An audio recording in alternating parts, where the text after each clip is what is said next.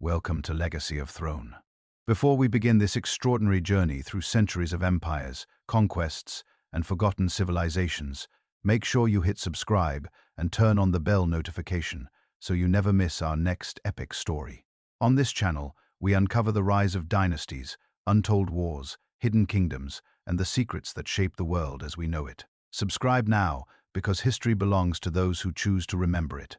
The Italian peninsula in the first millennium before the Common Era was not a unified country, not a single civilization, and certainly not a place with one identity or one destiny.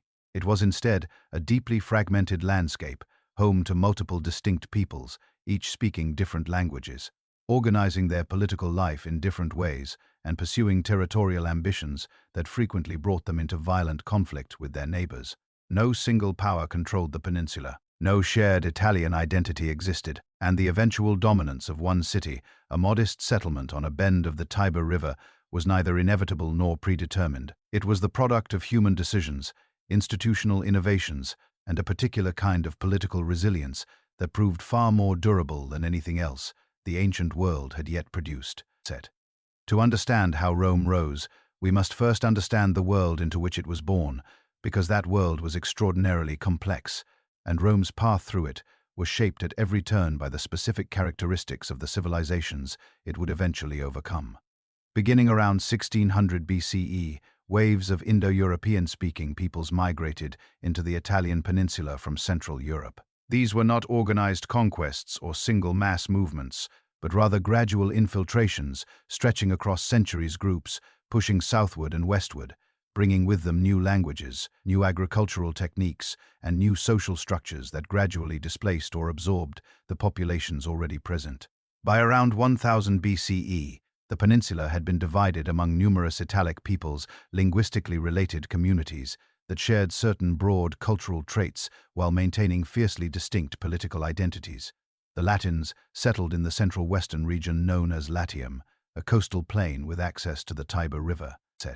This was not particularly rich agricultural territory compared to other parts of the peninsula, but it offered genuine strategic advantages, access to both river-based trade routes and the relatively sheltered interior plains, combined with a topography of hills that allowed communities to build defensible hilltop settlements overlooking the surrounding countryside. The Latins organized themselves into small agricultural communities, each centered on one of these fortified hilltops, with political authority distributed among clan leaders and assemblies of male heads of household. Rome was one such settlement among many unremarkable at this early stage, distinguished by nothing in particular that would have suggested future greatness to an outside observer. Further inland and to the south, the Samnites occupied the Apennine mountain ranges of south-central Italy. Their society operated through tribal confederations rather than centralized states, a form of political organization that proved remarkably well adapted to their mountainous environment, where mobility across difficult terrain and detailed local knowledge of passes and valleys mattered more than the disciplined formations of organized armies. This decentralized structure made the Samnites exceptionally difficult to defeat permanently, because there was no single center of power whose capture would end the war. Rome would later discover this the hard way. The Samnites would become its most formidable opponents in the struggle for control of central Italy, precisely because their political organization was perfectly suited to their geographic environment. The Umbrians occupied the northeastern Apennines, while numerous smaller groups, the Sabines, the Aequiae, the Volsci, and others controlled various territories scattered across the peninsula. Each maintained independence, each engaged in frequent warfare with its neighbors over grazing rights, water access, and the limited supply of arable land that the peninsula's rugged topography made valuable wherever it existed. These conflicts were not driven by ideology or grand strategic vision. They were driven by the practical needs of agricultural societies competing for scarce resources in a landscape that rewarded the aggressive and punished the complacent. The most sophisticated civilization in early Italy, however, was not an Italic people at all. The Etruscans dominated the western coast north of Latium in a region called Etruria, corresponding roughly to modern Tuscany. The exact origins of the Etruscans remain one of the more debated questions in ancient history, with scholars disagreeing about whether they were indigenous inhabitants of the peninsula or migrants who arrived from somewhere in the eastern Mediterranean. But for our purposes, For understanding how Italian history unfolded, what matters is not where the Etruscans came from, but what they built after they arrived. By the 8th century BCE, Etruscan civilization had developed genuine urban centers with monumental public architecture, highly sophisticated metalwork in bronze and iron, and extensive trade networks that connected them to markets throughout the Mediterranean world. Their political organization differed fundamentally from that of the Italic tribes. Rather than tribal confederations or loose networks of clan leaders, the Etruscans created city-states, each governed by a king or aristocratic council, each controlling substantial surrounding territory, worked by dependent agricultural populations, and each occasionally cooperating with its counterparts through a loose religious confederation based at the sanctuary of Voltumna. But, and this limitation would prove decisive, they never unified into a single state. Cities like Veii, Tarquinia, and Volterra were individual powers, not parts of an organized whole. Etruscan civilization was genuinely impressive. Their engineering techniques, including drainage systems and road construction methods, were adopted by the Latin communities to the south. Their religious practices, particularly the elaborate art of divination through the examination of animal entrails and the observation of celestial phenomena, became deeply embedded in Roman culture in ways that persisted for centuries. Perhaps most significantly, the very concept of organized urban government of a city as a political entity with shared public spaces, communal institutions, and collective identity came to Rome substantially through Etruscan influence. During the 7th and 6th centuries BCE, Etruscan kings ruled Rome itself, transforming it from a scattered collection of hilltop villages into a unified urban center with public buildings, defensive walls, and a sense of civic identity that it had previously lacked. Yet, Etruscan civilization contained structural weaknesses that would ultimately prove fatal. The city-states never developed reliable mechanisms for sustained military cooperation. When faced with external threats, they could not consistently coordinate their responses in time or at sufficient scale to matter. Their wealth derived primarily from control of iron mines and extensive maritime trade, made them targets for expansion by neighboring peoples who were growing in strength, and most critically, they failed to integrate the subject populations under their control into their political systems, maintaining rigid distinctions between Etruscan citizens and the conquered peoples who lived and worked on land the Etruscans had seized. This created persistent internal tensions that external enemies could identify and exploit. The southern portions of the Italian peninsula followed a fundamentally different political trajectory. Beginning in the 8th century BCE, Greek colonists from various city-states of the Aegean world established independent communities along the coastal areas of southern Italy and Sicily, creating what the ancient world called Magna Graecia, Greater Greece. These were not coordinated colonial ventures organized by some central Greek authority. They were separate expeditions, each launched by a different Greek city seeking agricultural land for its growing population or trading opportunities that the crowded Aegean basin could no longer provide. Cumae, Neapolis, Tarentum, Syracuse, and dozens of other Greek cities transplanted Hellenic political institutions to Italian soil citizen assemblies, democratic or oligarchic constitutions, depending on the founding city's preferences, and the entire concept of the polis as the organizing unit of political and cultural life. These Greek colonies quickly became major powers in their own right. Syracuse, founded by Corinthian settlers in 733 BCE, grew into one of the largest and most prosperous cities in the entire Greek world, rivaling Athens in population and cultural achievement. Tarentum dominated the heel of the Italian boot and maintained a powerful navy that gave it regional military significance. These cities traded extensively with both the Greek homeland and the indigenous Italic peoples, spreading Greek cultural influence through language, artistic styles, philosophical ideas, and religious practices throughout the peninsula. They also fought frequent wars among themselves and against the native populations they displaced or sought to control. The Greek cities of southern Italy faced the same structural problem as the Etruscans. Political fragmentation prevented unified action at the moments when unified action was most needed. When threatened by a common enemy, these cities might temporarily ally, but rivalries always prevented the kind of lasting cooperation that could have created a genuine counterweight to Roman expansion. Cities that might collectively have resisted Roman power instead sought to use Rome against their local rivals, a miscalculation that would facilitate their own eventual subjugation one by one. The Roman Republic that emerged after 509 BCE was built on a foundational principle that shaped everything else the Romans would accomplish for the next 5 centuries. No single individual should hold unchecked power. This commitment was not a philosophical abstraction, not the result of reading Greek political theory, but a direct and visceral response to the experience of monarchy under Etruscan kings, a response so deeply felt that it became embedded in the institutional DNA of every structure the Romans subsequently created.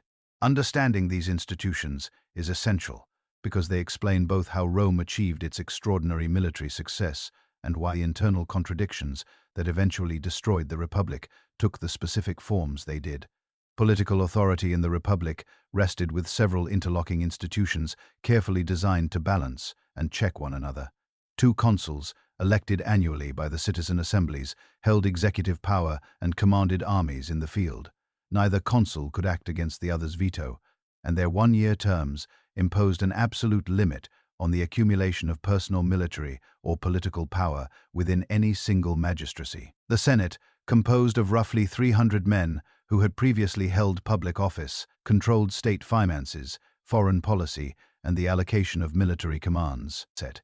It provided continuity between the annually rotating magistrates, ensuring that institutional memory and strategic direction were not entirely lost each time a new cohort of officials took power. Popular assemblies elected officials and voted on legislation, though the practical influence of these assemblies was substantially constrained by the way voting was organized, a system that weighted the votes of wealthier citizens far more heavily than those of the poor. This system had a military advantage of crucial importance that is sometimes overlooked in accounts that focus primarily on its constitutional elegance. Because magistrates served only 1 year, Rome regularly rotated command positions, creating over time a genuinely large pool of men with direct military leadership experience. This meant that when catastrophe struck, when a consul was killed in battle, when an army was destroyed, when a general proved incompetent, the Republic had reserves of experienced leadership to draw upon. Additionally, the intensely competitive nature of Roman aristocratic politics meant that ambitious men constantly sought military glory as the path to advancement. Victory in battle was the currency of political success, which meant that the class of men who held power was systematically motivated to pursue aggressive military expansion. The conquest of Italy and later the Mediterranean was not the result of a planned imperial strategy. It was the cumulative product of hundreds of individual decisions made by men competing with each other for glory, wealth, and the political advancement that followed from military success. The conquest of Italy proceeded in stages, each requiring different strategies adapted to different opponents. Rome's first challenge was establishing clear dominance within Latium itself. The Latin League, a confederation of Latin cities of which Rome was one member, had long cooperated against external threats. But as Rome grew stronger relative to the other members, it increasingly sought to convert cooperation into primacy. Decades of tension culminated in open war in 340 BCE. Rome defeated the Latin League within 2 years and dissolved it entirely, incorporating some cities directly into the Roman state and establishing bilateral treaties with others on terms that acknowledged Roman superiority. This set a pattern that Rome would repeat across Italy and eventually across the Mediterranean, destroy existing political confederations and replace them with individual relationships to Rome. A collection of cities, each bound separately to Rome, was far more controllable than a confederation capable of coordinating collective resistance. The Samnite Wars represented a far greater and more sustained challenge. The Samnites controlled the Apennine Mountains of south-central Italy, and their tribal confederation could field large armies of skilled warriors perfectly adapted to the demanding terrain of their homeland. 3 separate wars between 343 and 290 BCE tested Roman military capacity and political resilience more severely than anything Rome had yet faced. The Romans suffered catastrophic defeats, most dramatically at the Caudine Forks in 321 BCE, where an entire Roman army was trapped in a mountain pass and forced to surrender in humiliation, marching under the yoke in front of their Samnite captors. It was one of the most complete defeats in Roman history, and its memory burned in Roman consciousness for generations. What allowed Rome to ultimately prevail was not military superiority in any technical sense, The Samnites were formidable warriors who proved that repeatedly, but rather an institutional capacity to absorb defeats and continue fighting that the Samnites could not match. After each catastrophic setback, Rome raised new armies, adjusted its tactical approach, and maintained political cohesion. The Senate did not collapse into recrimination. The citizen body did not surrender its commitment to the war. The allied cities of Latium, which might have used Roman defeats as an opportunity to reassert their independence, remained within the Roman system. The Samnites, despite their military effectiveness in specific engagements, could not sustain prolonged warfare of this kind because their decentralized political structure made truly coordinated strategic planning extraordinarily difficult. By 290 BCE, Rome had defeated the Samnite Confederation and controlled central Italy. Roman expansion into southern Italy brought confrontation with the Greek cities of Magna Graecia, cities that possessed wealth, cultural sophistication, and military resources that might have seemed, to an outside observer, sufficient to halt Roman advance. When Tarentum, the dominant Greek city in southern Italy, went to war with Rome in 280 BCE, it hired Pyrrhus of Epirus, one of the most accomplished military commanders in the entire Hellenistic world, a man who had studied the campaigns of Alexander the Great and commanded the finest professional army of the age. Pyrrhus brought disciplined Macedonian-style infantry, skilled cavalry, and most terrifyingly, war elephants that Roman soldiers had never previously encountered. He won his battles against Rome at Heraclea in 280 BCE and at Asculum in 279 BCE, and won them decisively in tactical terms, but he could not win the war.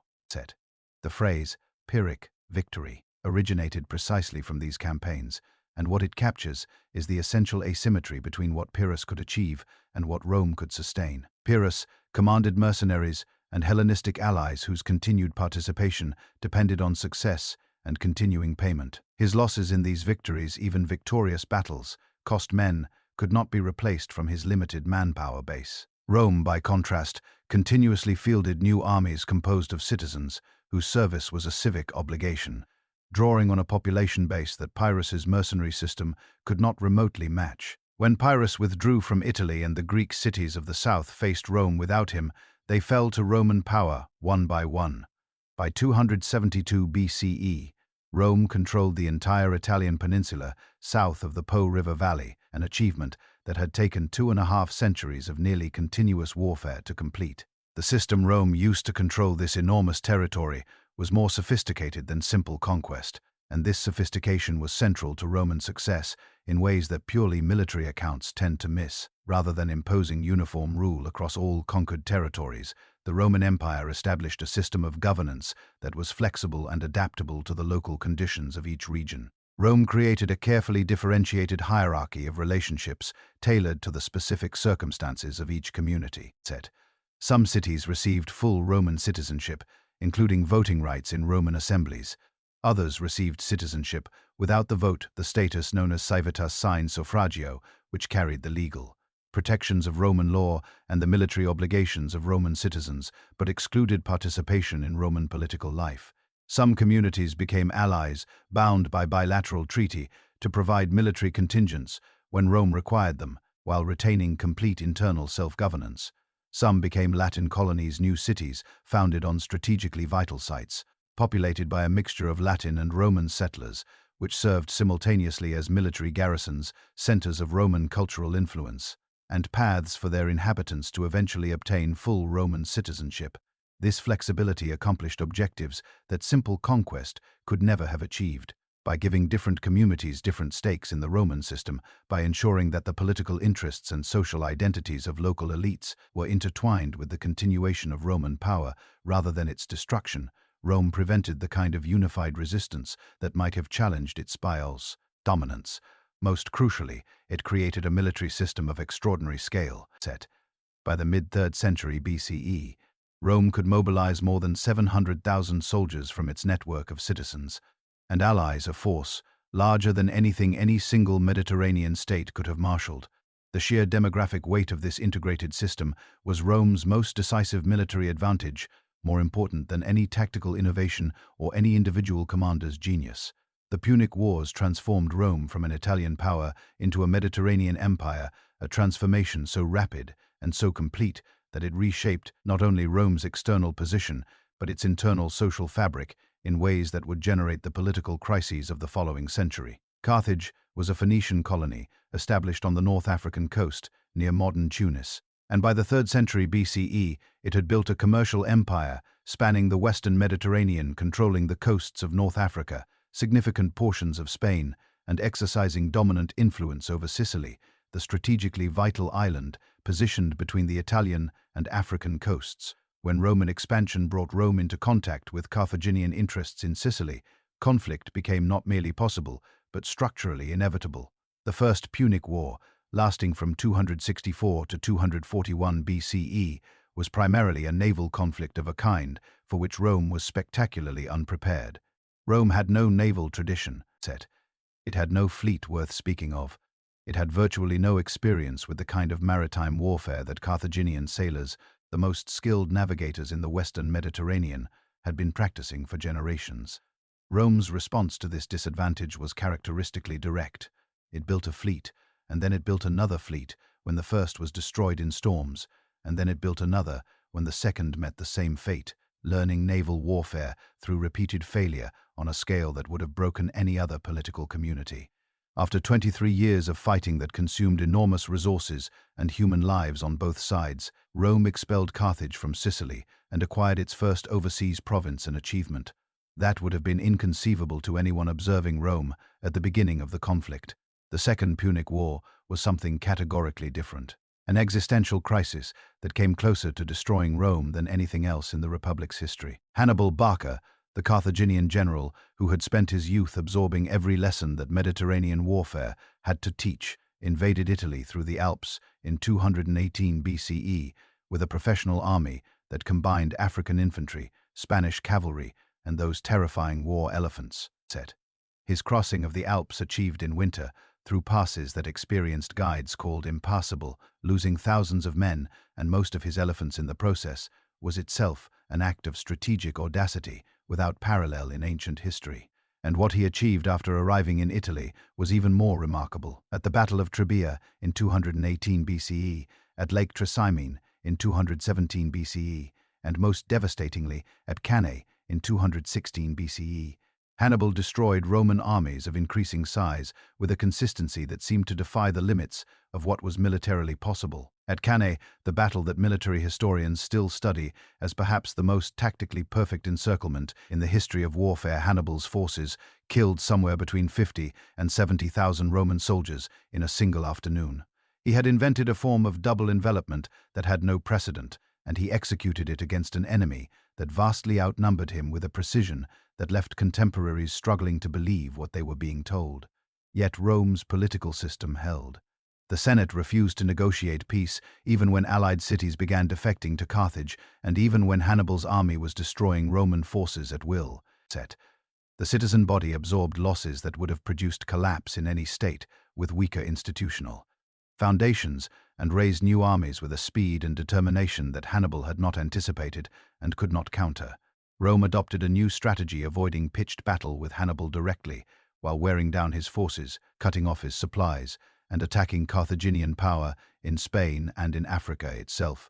This strategy required political courage of a particular kind, the willingness to appear passive in the face of an enemy ravaging the Italian countryside, to accept the humiliation of not fighting the man who was destroying Roman prestige, because the long-term strategic calculus demanded it. The turning point came when Rome produced a general who could match Hannibal tactically, rather than simply avoiding him. Publius Cornelius Scipio, who would earn the cognomen Africanus from the campaign that ended the war. Scipio conquered Carthaginian Spain, depriving Hannibal of his strategic base and cutting off the reinforcements that might have allowed him to hold Italy indefinitely. He then invaded Africa, bringing the war home to Carthage itself and forcing the Carthaginian government to recall Hannibal from Italy. At the Battle of Zama in 202 BCE, Scipio defeated Hannibal decisively using the same kind of cavalry envelopment that Hannibal had used against Rome, turned back against its inventor. The peace terms stripped Carthage of its empire, its fleet, and its capacity for independent military action, leaving it a client state that existed at Roman sufferance. The Third Punic War, triggered by Roman anxieties about Carthaginian economic recovery, ended in 146 BCE with the complete and deliberate destruction of Carthage, the city razed to the ground, its population killed or enslaved, and its territory annexed as the Roman province of Africa. The legend that the Romans sowed the site with salt to prevent anything growing there again is probably not literally true, but it captures something real about the totality of Rome's intention. This city would never threaten Rome again, because this city would no longer exist. Victory in the Punic Wars brought immense wealth to Rome, and with that wealth came problems of a kind that no military victory could resolve. The massive influx of slaves from conquered territories fundamentally transformed Italian agriculture. Wealthy landowners used slave labor to create enormous agricultural estates, the latifundia producing wine, olive oil, and grain for sale in the expanding Roman market. These operations were economically rational for their owners. Slaves required no wages, no allotments, no consideration beyond the minimum necessary to keep them productive. But they made small-scale farming economically uncompetitive in ways that devastated the FRA, class of independent smallholders who had been the backbone of the Roman citizen militia. Many citizen soldiers returned from years of military service, years during which their farms had gone unworked, their wives had managed households alone, and their children had grown up without fathers to find their economic position had been undermined beyond recovery. They could not compete with slave, worked latifundia. They sold their land, took what money they could get, and drifted to Rome, swelling an urban population that had no land and no reliable income. This created a crisis not only for the individuals involved, but for the Roman military system, which required soldiers to own property as a condition of service. Without property, men could not be legally conscripted. Without conscripts, Rome's military system as it had operated for centuries was threatened. The same conquests that had made Rome the master of the Mediterranean had also set in motion social changes that were quietly hollowing out the institutional foundations of Roman power. Internal political conflict, which had been suppressed during the existential struggle against Hannibal, now intensified with a ferocity proportional to the suppression it had endured. Roman society was formally divided between patricians, a hereditary aristocracy that had historically monopolized the highest offices and the most prestigious priesthoods, and plebeians, the broad mass of citizens who had spent centuries fighting for equal rights within the republic's institutions. Through generations of political struggle, plebeians had won the right to hold the highest offices, had gained their own representatives in the form of tribunes, whose sacred persons were inviolable and who possessed the power to veto any magistrate's actions, and had established the principle that laws binding all citizens required the consent of plebeian assemblies. By the 2nd century BCE, however, this older division had been substantially superseded by a new and more economically urgent division. What mattered increasingly was not whether a man was patrician or plebeian in the technical sense, but whether he was rich or poor, whether he belonged to the senatorial class that had accumulated vast estates and political dominance, or to the growing mass of economically displaced citizens who owned nothing and depended on the political decisions of those who owned everything. The Gracchi brothers attempted to address these accumulating tensions through land reform, and their failures spectacular and violent established patterns that would eventually destroy the Republic. Tiberius Gracchus, elected tribune in 133 BCE, proposed redistributing public land to landless citizens. This was not a radical proposal in legal terms. The land he proposed to distribute had, technically, been public land that wealthy senators had illegally occupied for generations, far exceeding the legal limits on private use of public property. But it was radical in its practical implications because it threatened the economic foundations of the senatorial class that had built its wealth on precisely those illegal occupations.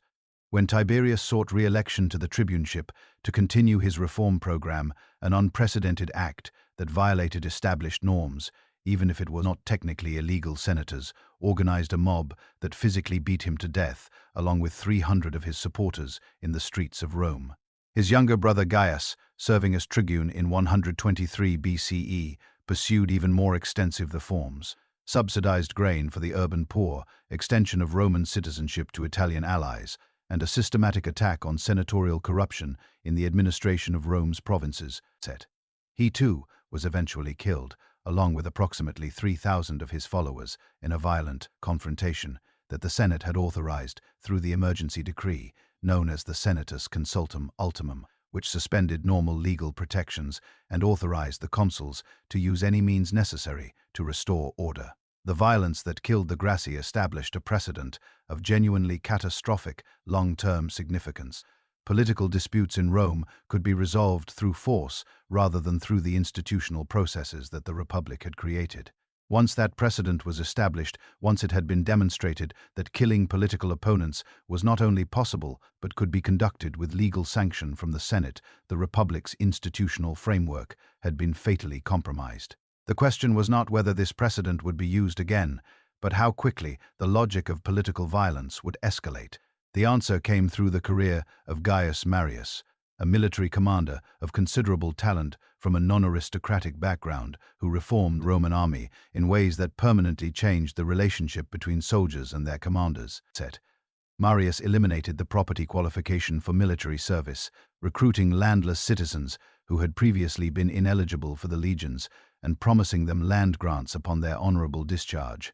This solved the military manpower crisis brilliantly and produced excellent soldiers, but it also created something new and profoundly dangerous: armies that were loyal primarily to the general who had recruited them and whose futures depended on that general's political success in obtaining the land grants he had promised. A soldier who fought for Marius needed Marius to win politically after the campaign was over, or there would be no farm waiting for him when he came home. This intertwining of military service with political patronage transformed the Roman army from an instrument of the state into a potential instrument of individual political ambition.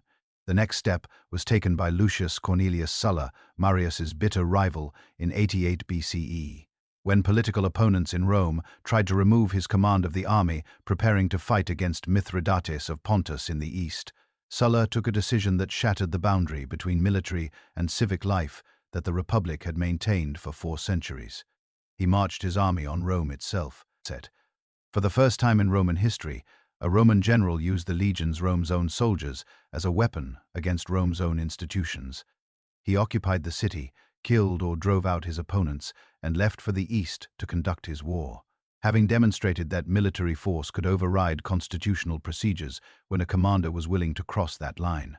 After a complicated series of civil conflicts that involved both the war against Mithridates in the east and brutal factional fighting in Italy itself, Sulla captured Rome definitively in 82 BCE and had himself appointed dictator, not the traditional emergency dictatorship, limited to 6 months, but an open-ended one with powers he defined himself. He conducted systematic political murders, publishing proscription lists that marked thousands of men for death and offered rewards to those who killed them. He confiscated enormous wealth from his victims. He attempted, through a comprehensive series of constitutional reforms, to permanently strengthen senatorial authority and prevent the kind of populist challenges that the Gracchi and Marius had represented. And then, having done all of this, he voluntarily resigned his dictatorship in 79 BCE and retired to private life, dying the following year. Sulla's voluntary resignation was meant to demonstrate that the Republic still lived, that a dictator could restore order and then step aside, rather than making power permanent. But what his career had actually demonstrated was far more dangerous. That military force could override constitutional procedures, that proscription could be used to murder political opponents with legal sanction, and that a man willing to march on Rome could achieve in months what conventional politics might never deliver. Sulla's lesson was not lost on the men who came after him. The final destruction of the Republic unfolded through the careers of Julius Caesar, Pompey, and the other powerful men whose ambitions could no longer be contained within the Republic's institutions.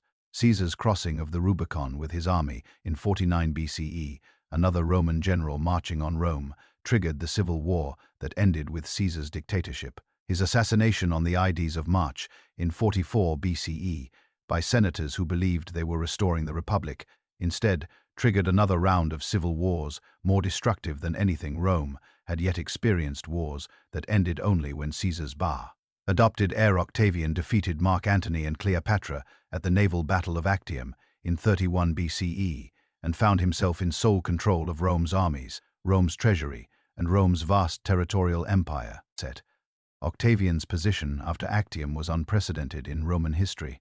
He controlled everything that mattered: the armies, the wealth, The patronage networks that kept the political class loyal but outright monarchy remained politically impossible. The memory of Julius Caesar's assassination was still fresh, and the lesson was clear. A Roman leader who appeared too openly monarchical risked being killed by men who would frame the murder as an act of republican virtue. The solution Octavian devised was a fiction of extraordinary sophistication and, as it turned out, durability. He would wield absolute power while meticulously maintaining the outward forms of republican governance. In 27 BCE, Octavian performed a carefully staged act of theatrical renunciation. He announced his intention to resign all his special powers and restore the Republic to its traditional institutions. The Senate, packed with his supporters and acutely aware of the realities behind the theater, refused, and instead granted him a new suite of powers that were simultaneously unprecedented and framed in scrupulously republican language. He was given the honorific title Augustus, the revered one which carried religious weight without the monarchical overtones of rex, the Latin word for king that had been politically toxic since the expulsion of the Etruscan kings 5 centuries before. He was assigned proconsular authority over all the provinces where legions were stationed, effectively giving him personal command of every significant military force in the Roman world. He retained the powers of a tribune, allowing him to veto any decision and propose legislation. He controlled the legions through his personal wealth and his authority over officer appointments. The Senate continued to meet. Magistrates continued to be elected. Assemblies continued to vote on legislation, but real power resided with Augustus, and everyone who mattered understood this perfectly well. The arrangement worked because Augustus was systematically careful never to claim powers he did not need, and to show constant, visible deference to republican forms and republican sensibilities. He styled himself not as king or emperor, but as princeps, the first citizen, the leading man of the republic. He allowed the Senate to govern peaceful provinces while he administered the military zones.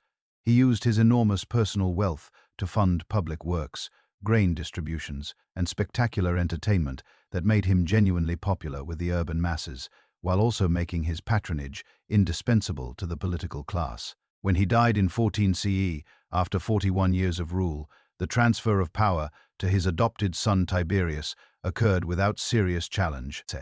The Principate, as this system came to be called, from princeps, had become new constitutional reality, and the Republic, for all practical purposes, was gone. The institutional structure Augustus created proved remarkably stable across 2 centuries.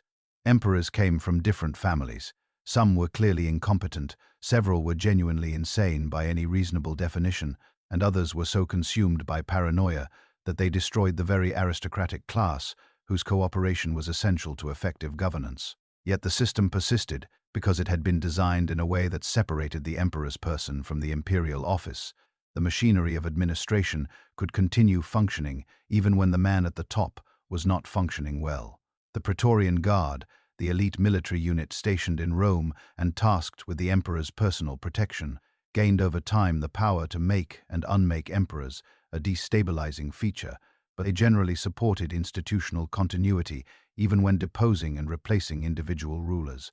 Provincial administration functioned largely independently of whoever held supreme power at any given moment. The Senate retained enough prestige and genuine administrative function to provide continuity between reigns.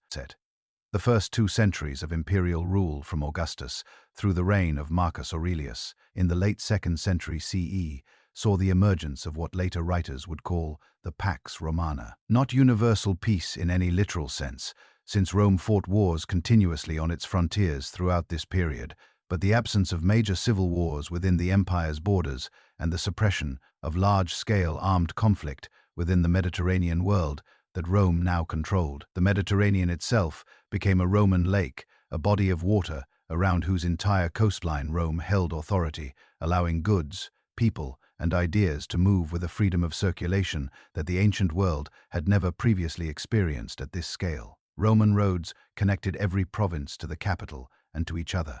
A common legal framework governed commercial transactions from Britain to Mesopotamia. Latin spread throughout the western half of the empire as the language of administration, law, and urban culture. Greek performed the same function in the eastern half, where it had been the dominant language of educated life since Alexander's conquests. Cities flourished under local self-government, sending tax revenues to Rome, but otherwise managing their own civic affairs with a degree of autonomy that the republican system had never really contemplated. Italy occupied a privileged position within this vast imperial structure. Italian land was exempt from the direct taxation that the provinces paid. Italians had full Roman citizenship rights at a time when most provincial inhabitants still did not. The city of Rome itself became a vast consumer metropolis of perhaps 1 million inhabitants, the largest city in the Western world, importing grain from Egypt and North Africa, olive oil from Spain and North Africa, luxury goods from India and China, and drawing the wealth of an empire of perhaps 60 to 70 million people toward its markets and workshops. The emperors maintained the loyalty of the Roman populace through the system of the annona free, or subsidized grain distribution to Roman citizens, and through spectacular public entertainment. Gladiatorial games, chariot races in the Circus Maximus, wild beast hunts in the Colosseum, which was completed under Emperor Vespasian and dedicated in 80 CE as one of the most impressive structures the ancient world had ever produced. Yet even during the height of Roman power, forces were quietly working to undermine Italy's special status within the empire. The Roman legions, which had been recruited primarily from Italy during the Republic, were increasingly filled with soldiers from the province's men who served on the frontiers where they were stationed and retired to those same frontier regions when their service ended, receiving their land grants where they had fought rather than in Italy.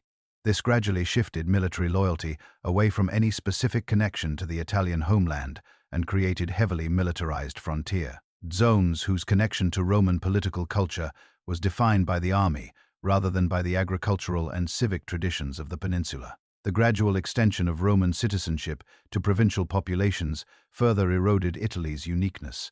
Emperors granted citizenship to provincials systematically as a reward for military service, as a mechanism for integrating provincial elites into the imperial system, as recognition of the de facto Romanization that had occurred in many provinces over generations of exposure to Roman culture and administration. The Emperor Caracalla's edict of 212 CE extended Roman citizenship to virtually every free person within the empire, a decision that was partly a revenue measure. Since citizens paid inheritance taxes that non-citizens did not, but that also reflected the practical reality that the Roman Empire had become something genuinely larger than the Italian state that had originally created it. The 3rd century CE brought catastrophic breakdown. Beginning in 235 CE, with the assassination of Emperor Severus Alexander, an event that inaugurated what historians call the crisis of the 3rd century, the Roman Empire experienced 50 years of civil war, foreign invasion, devastating plague, and economic collapse that came closer to destroying the empire than anything since Hannibal's campaigns 5 centuries before. Over 50 men claimed the imperial title during this half-century of chaos, most dying violently within months, or at most, a few years of assuming power. The causes were multiple and deeply interconnected. The cost of defending increasingly long frontiers against Germanic tribes in the west and the revived Persian Empire, under the Sassanid dynasty in the east, exceeded the revenues that the empire's tax system could reliably generate. Currency debasement, the practice of reducing the silver content of coins to allow more money to be produced without increasing the supply of actual silver, triggered inflation that disrupted trade and made government payments increasingly worthless. Successive waves of plague reduced the population and the tax base simultaneously. Regional armies, seeing themselves as more loyal to their own commanders than to an emperor they had never seen in a distant capital, elevated their own generals as rival emperors, triggering the civil wars that consumed the very military resources needed for frontier defense. Italy suffered with particular severity during this crisis. The peninsula was no longer protected by geographic distance from the military frontiers, as it had been for centuries. Germanic raiders crossed the Alps and penetrated deep into northern Italy, reaching regions that had not seen military violence since the Gallic invasions of the 4th century BCE. The Emperor Aurelian felt compelled in 271 CE to construct massive new defensive walls around Rome itself, a project of extraordinary symbolic significance because it acknowledged publicly what everyone already understood privately: that the city of Rome was no longer secure, that the empire could no longer guarantee the safety even of its own capital. Diocletian, who became emperor in 284 CE, after surviving the murderous chaos of the crisis period, reconstructed the imperial system on fundamentally different principles from those Augustus had established. He recognized that one man, however capable, however energetic, could not effectively govern and defend an empire stretching from Britain to Mesopotamia and from the Rhine to the Euphrates. He therefore established the Tetrarchy, a system of 4 co-emperors, 2 senior Augusti and 2 junior Caesars, each responsible for specific geographic territories and each maintaining their own court, their own administration, and their own military forces. He reformed provincial administration by breaking the existing large provinces into smaller units under more direct imperial supervision. He attempted to control inflation through price edicts that fixed maximum prices for goods and services throughout the empire. Most significantly for Italy specifically, Diocletian stripped away the special status that Italian land had enjoyed since the earliest days of Roman expansion. Italian property became subject to direct taxation like any provincial territory. The administrative division of the empire placed Italy within the same bureaucratic structure as other regions. Diocletian himself rarely visited Rome, preferring to reside in cities closer to the frontiers. He had to defend Nicomedia in Asia Minor, Mediolanum in northern Italy, Sirmium in the Balkans. The symbolic center of Roman civilization had been decisively displaced from the city that had given it its name. Constantine's victory in the civil wars that followed Diocletian's retirement reunified the empire under single rule by 324 CE. But his decisions about where to concentrate power and resources sealed Italy's displacement from the center of Roman civilization. In 330 CE, Constantine founded a new capital city on the site of the ancient Greek colony of Byzantium at the entrance to the Bosphorus Strait between Europe and Asia. He renamed it Constantinople, the city of Constantine, and invested in it on a scale that transformed a modest provincial city into a metropolis deliberately designed to rival Rome in every dimension. A senate house, an imperial palace, a hippodrome for chariot racing, massive public baths, and defensive walls that made the site virtually impregnable. The strategic logic was unimpeachable. An emperor based in Italy was weeks or months of travel away from the frontiers where the empire's survival was actually being decided. Constantinople, by contrast, offered a central location from which military responses could be directed quickly to threats in either the Balkans or the eastern provinces, sat at the junction of the most important overland and maritime trade routes in the empire, and could be defended by a relatively small garrison against much larger armies.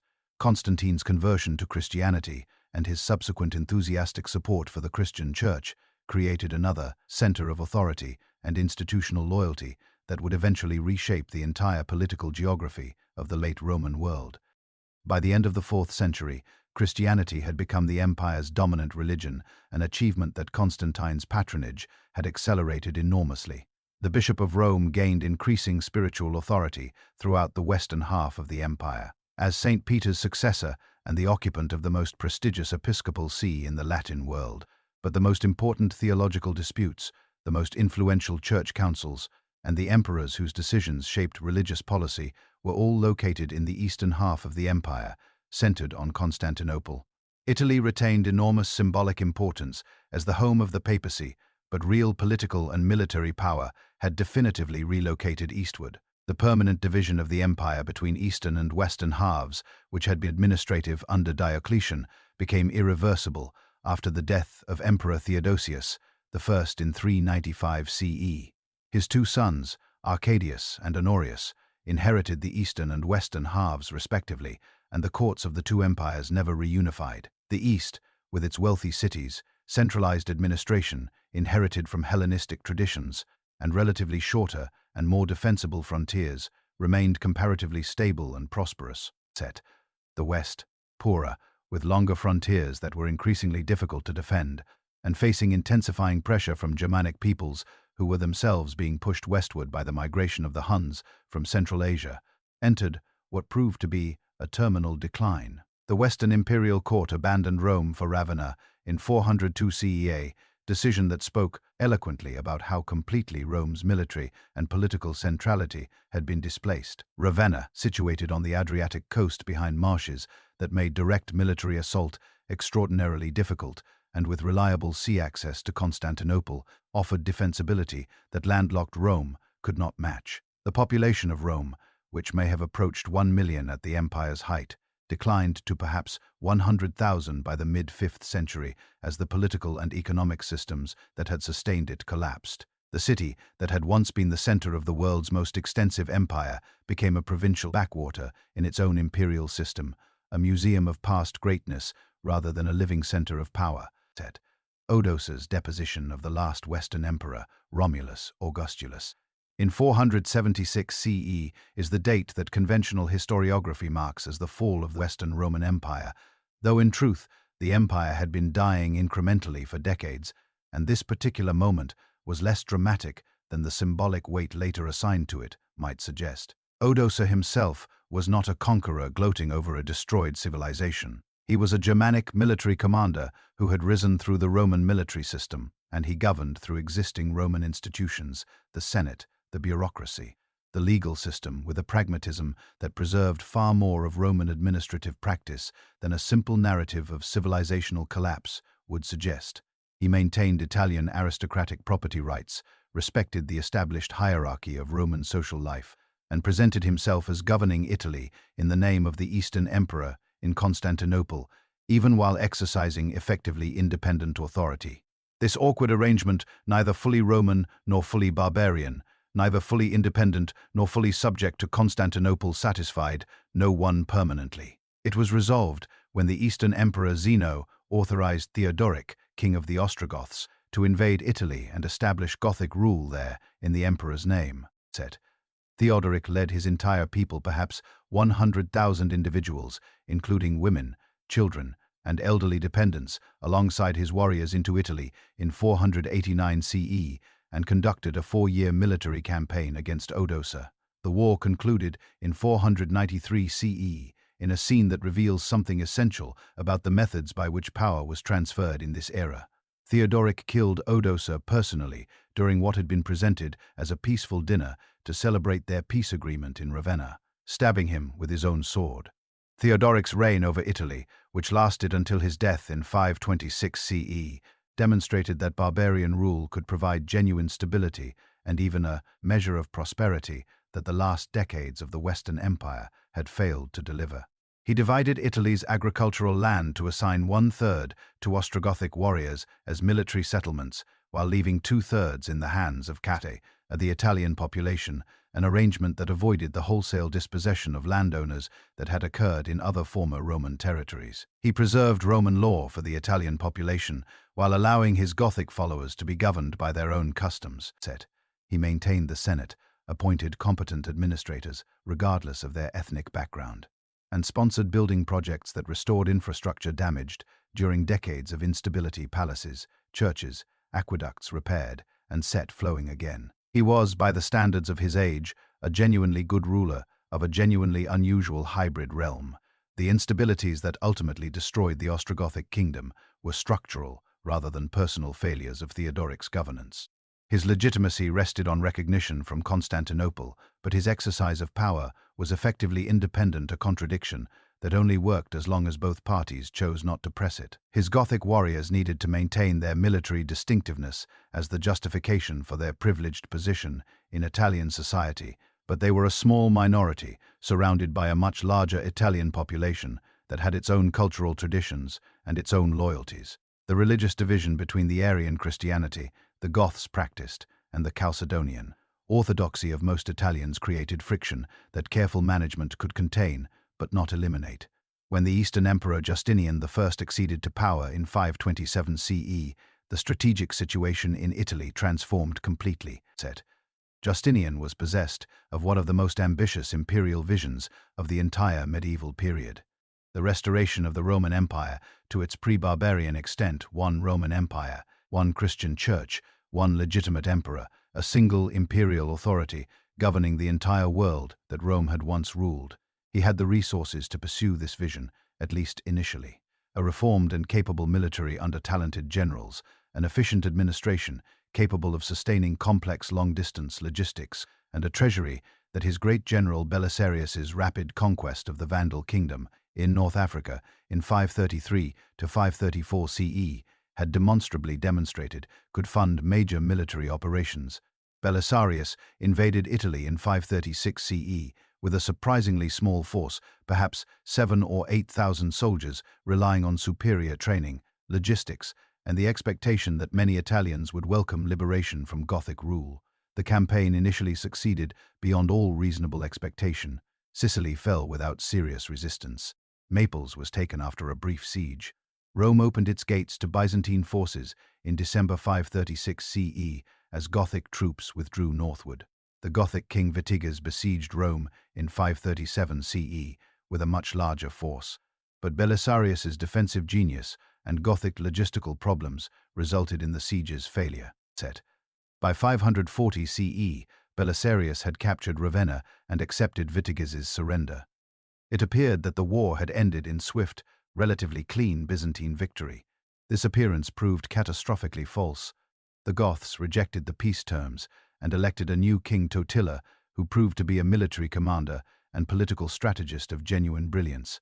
Totila recognized that the Goths could not consistently defeat Byzantine forces in conventional battle, and he therefore refused to fight conventional battles.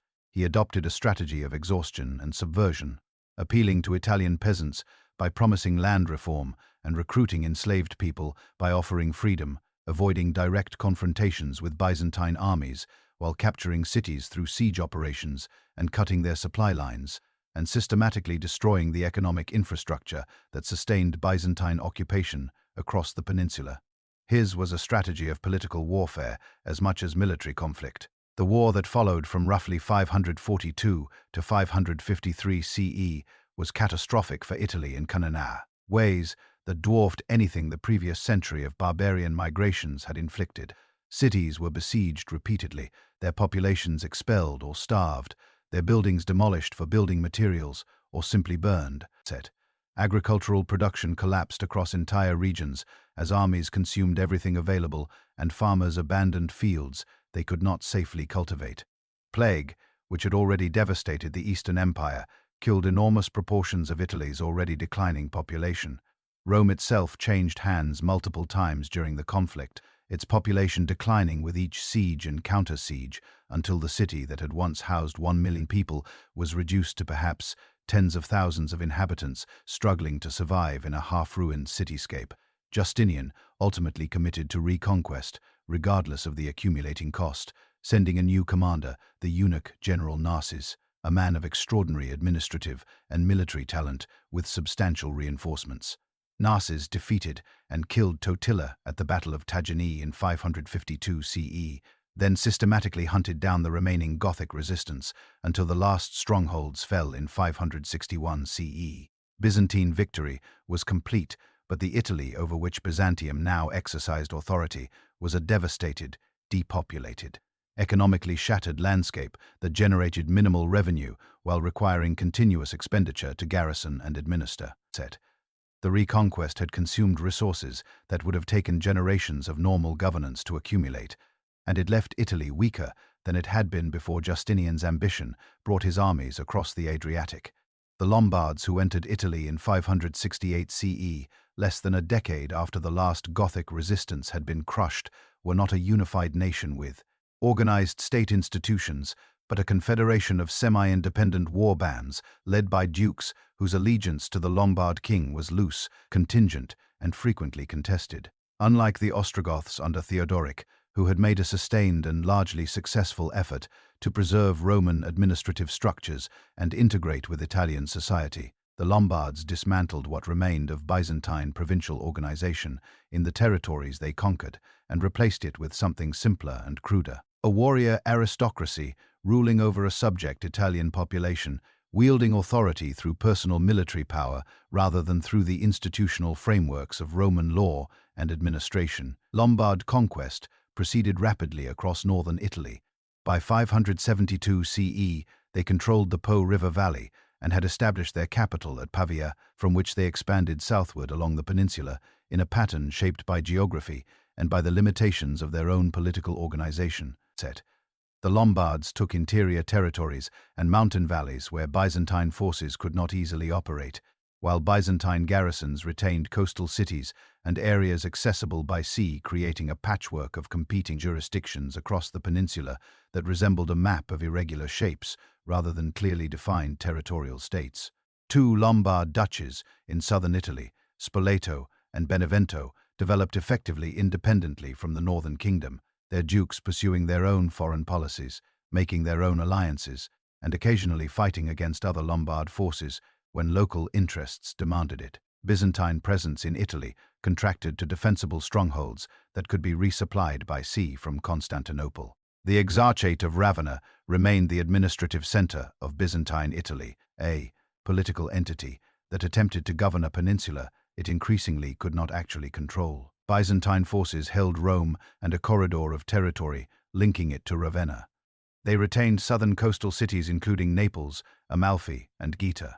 In the far south, Calabria and portions of Apulia remained under Byzantine authority, and Sicily remained firmly in Byzantine hands.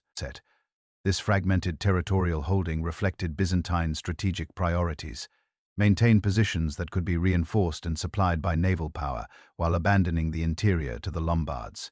But it also meant that the Exarch in Ravenna commanded forces barely sufficient to defend the positions he held, let alone to expand or to provide effective protection to communities nominally under his authority.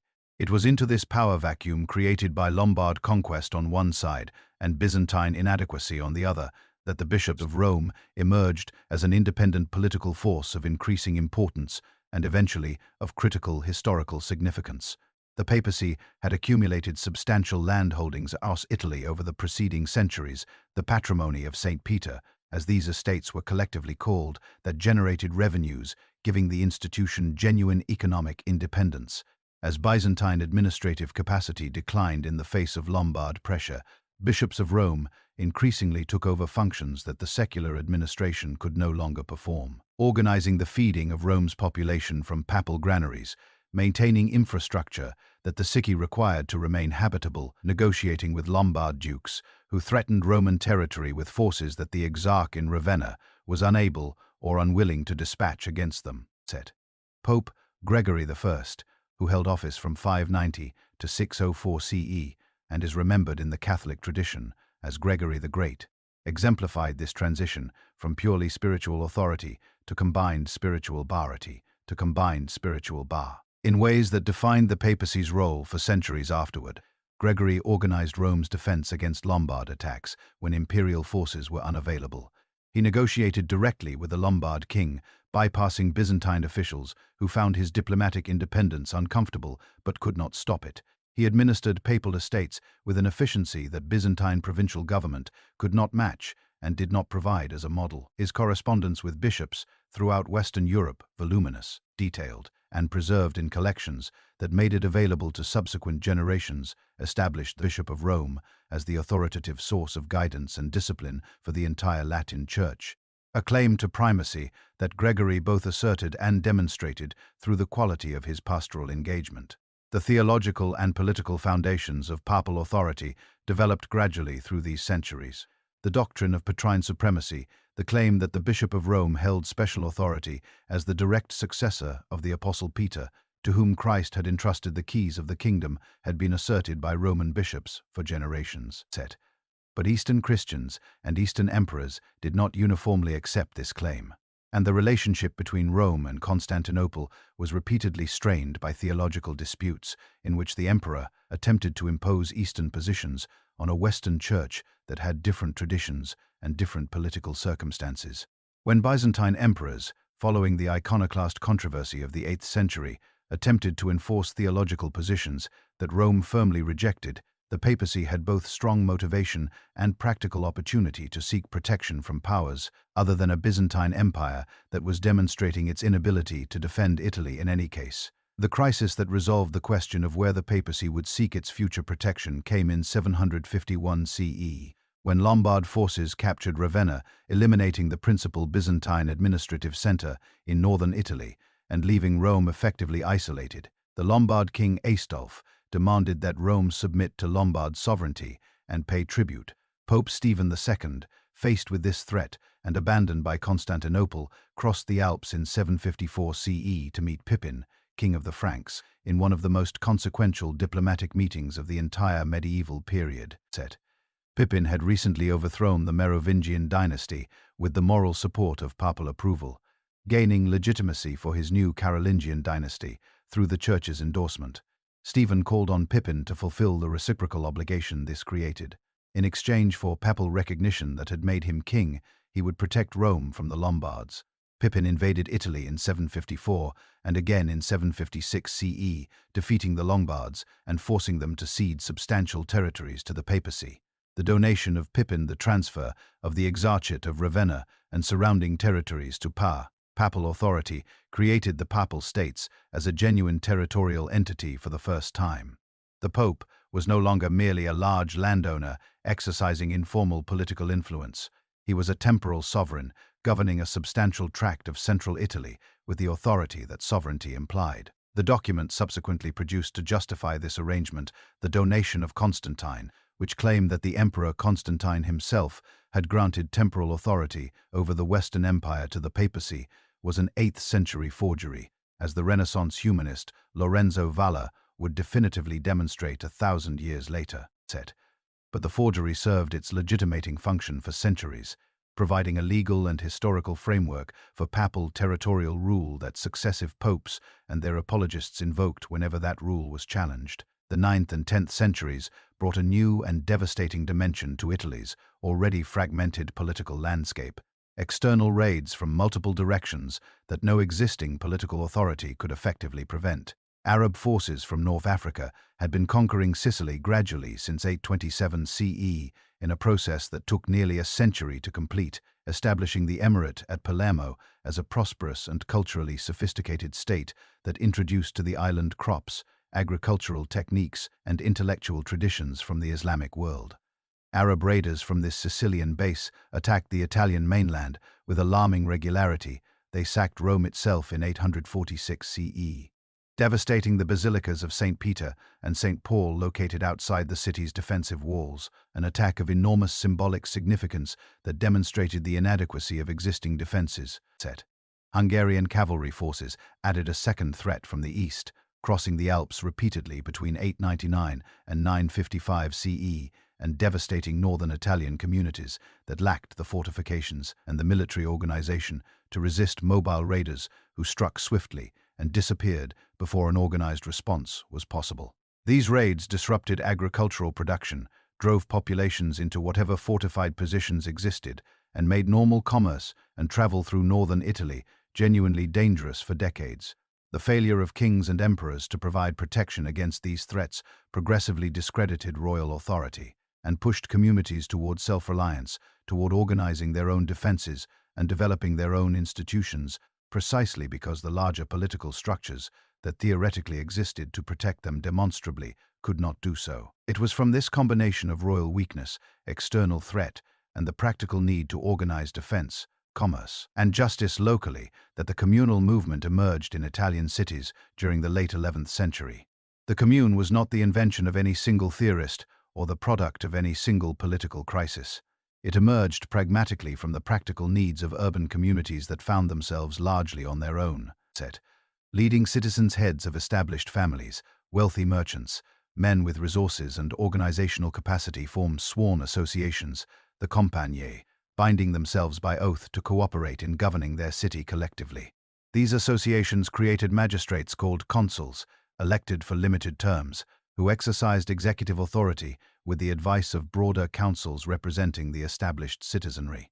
What the communes created was, in recognizable form, republican self-government of the kind that classical Rome had once practiced and that no part of Western Europe had seen for centuries. Citizens deliberated collectively, elected their own officers, enacted their own legislation, administered their own courts, and maintained their own military forces. The communes were not democracies in any modern sense. Participation was generally limited to heads of household from established families, and women, servants, and the poor were entirely excluded, but they represented a genuine departure from the conte and feudal modes of governance that dominated the rest of medieval Europe. The communes defended their independence through military force when necessary. Milan defeated imperial forces and resisted the ambitions of successive German emperors. The Lombard League, organized in 1167 CE, united numerous northern Italian cities in a military coalition against Emperor Frederick Barbarossa, a German king who had invaded Italy multiple times, insisting that imperial authority derived from Roman law gave him rightful sovereignty over the Italian cities, that the self-governance they practiced was usurpation rather than legitimate right. At the Battle of Legnano in 1176 CE, the League's infantry forces defeated the imperial cavalry in a confrontation that contemporaries found almost incomprehensible. Armored German knights on horseback, the supposedly invincible military instrument of the age, broken by urban militias fighting on foot for their city's independence. The Peace of Constance in 1183 CE formalized imperial recognition that the communes could not be permanently subjugated without resources the empire did not possess and could not extract from a resistant Italian population. The maritime republics developed a distinctive variant of Italian urban self-governance adapted to the particular demands of maritime commerce and naval power. Venice, built on a cluster of lagoon islands that made it accessible only by water and therefore uniquely defensible against the kind of cavalry-based warfare that dominated mainland conflict, had never been fully integrated into any mainland political system and had developed its own governing institutions in relative isolation across centuries of Roman, Byzantine, and Lombard political change. By the 11th century, Venice had established itself as the Mediterranean world's foremost maritime commercial power, the indispensable intermediary between Western Europe and the wealthy markets of the Byzantine Empire and the Islamic world. The Venetian Republic developed a constitutional system of elaborate sophistication. A doge elected for life, but constrained by councils representing different segments of the Venetian nobility, electoral procedures of extraordinary complexity designed to prevent any single family from controlling the outcome, and formal legal mechanisms for prosecuting magistrates who abused their positions. Genoa emerged as Venice's great rival for control of Western Mediterranean trade routes, establishing commercial colonies from Spain to the Black Sea coast and developing a merchant class of aggressive commercial sophistication. Pisa controlled trade in the Western Mediterranean for generations before its eventual naval defeat by Genoa. Amalfi maintained importance through its Mediterranean commercial connections and contributed the Hayol law codes that governed commercial navigation across much of the medieval Mediterranean world. These maritime republics competed ferociously with each other, sometimes in open warfare, but their collective commercial success demonstrated that Italian cities could achieve prosperity and independence through trade and navigation rather than territorial conquest.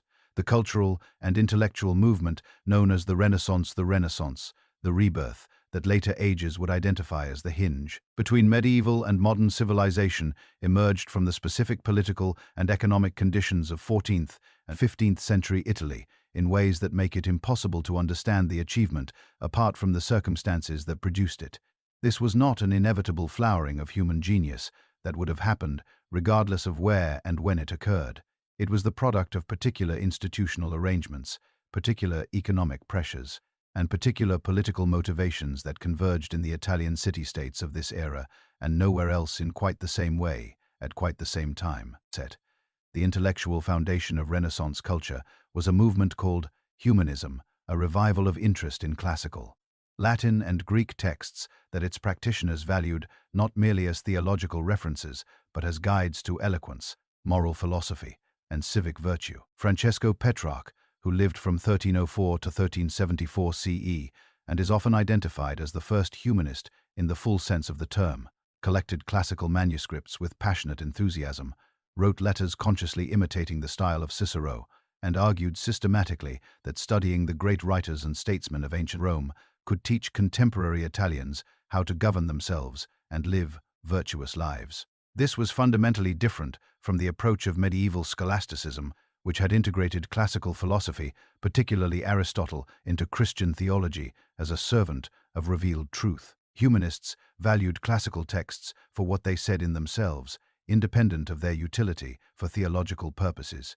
The political utility of humanist education became apparent quickly, because the Italian city-states, whether republican or increasingly dominated by signori, needed administrators who could write persuasive diplomatic correspondence, compose legal documents of precision and elegance, deliver speeches that moved audiences to action, and negotiate effectively with foreign powers. Humanist training provided exactly these skills, packaging the practical capacities required for advanced governance in a cultural framework that also conferred social prestige on those who possessed it.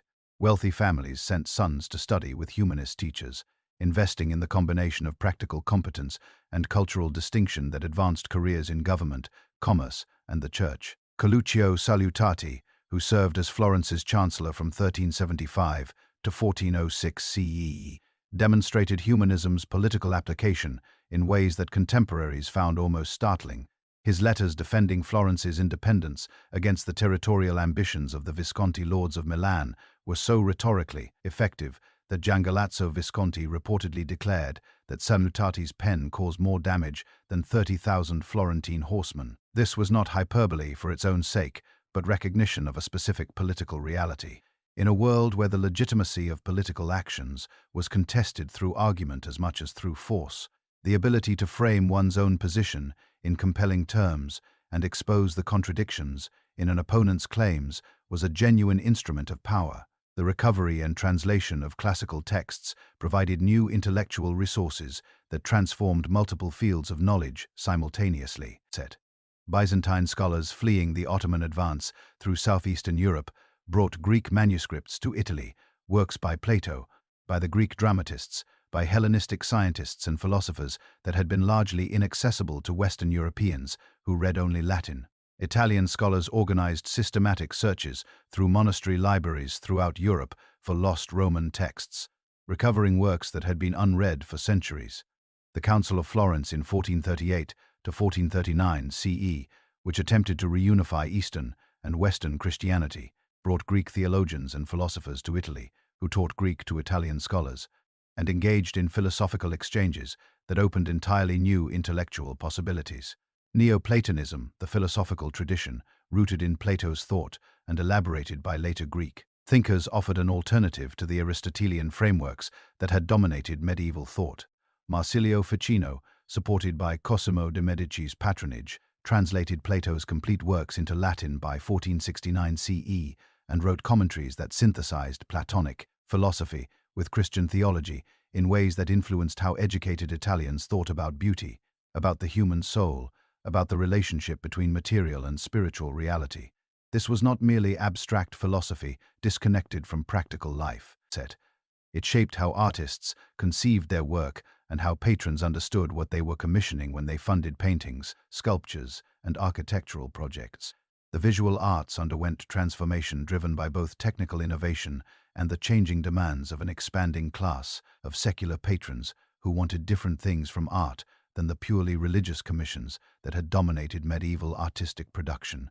Linear perspective, developed by Filippo Brunelleschi around 1415 CEA and codified by Leon Battista Alberti in his treatise on painting in 1435 CE, gave artists the technical means to create convincing illusions of three-dimensional space on flat surfaces.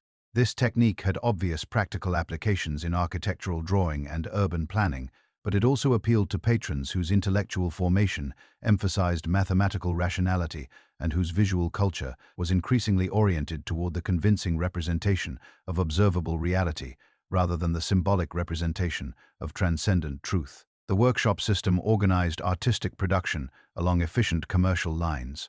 Master artists maintained workshops employing apprentices and assistants who learned techniques while executing portions of commissioned works under the master's direction. The master designed compositions, negotiated contracts, and painted the most demanding elements: faces, hands, the figure of Christ or the Virgin, while assistants executed backgrounds, drapery, and architectural settings. This system allowed workshops to fulfill multiple commissions simultaneously and trained successive generations of artists. Competition between workshops drove technical improvement and stylistic innovation as masters sought to attract the most prestigious commissions by demonstrating capabilities that rivals could not match.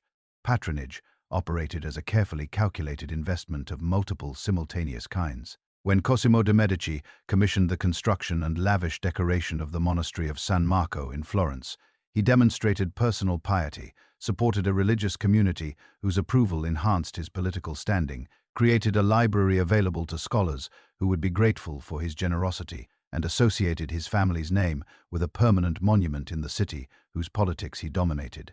When Federico da Montefeltro, Duke of Urbino, employed artists and scholars at his court in the small hill town that was his capital, he transformed a strategically minor city-state into a cultural center whose reputation enhanced his diplomatic influence far beyond anything its military strength could have justified. The expenditure on culture was not separate from the calculation of power, but integral to it. The French invasion of Italy in 1494 CE shattered the balance of power that had maintained relative stability across the Italian peninsula since the Peace of Lodi in 1454 CE, balance that, for all its tensions and periodic local conflicts, had at least prevented any single Italian state from achieving the kind of dominance that would have eliminated the others. Charles VIII of France claimed the Kingdom of Naples through inherited dynastic rights and decided to enforce that claim militarily.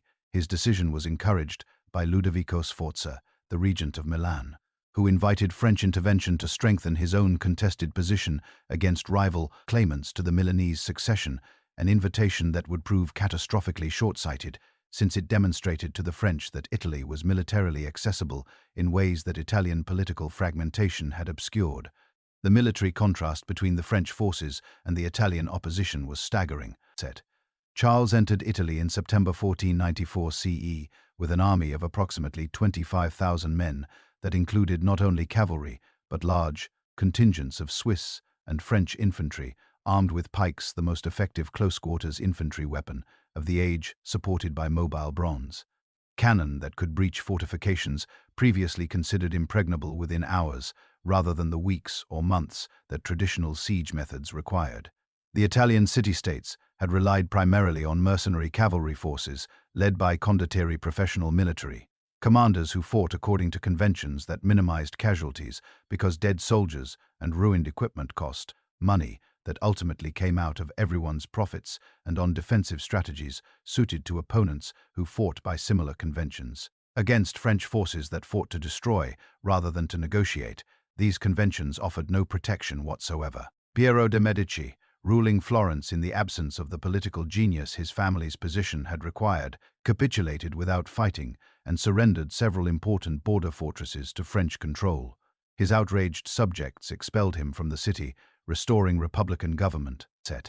The French army proceeded south through an Italy that parted before it, reaching Naples in February 1495 CE, where Alfonso II of Naples had already fled before French forces arrived. Charles entered the city without a siege and was crowned King of Naples.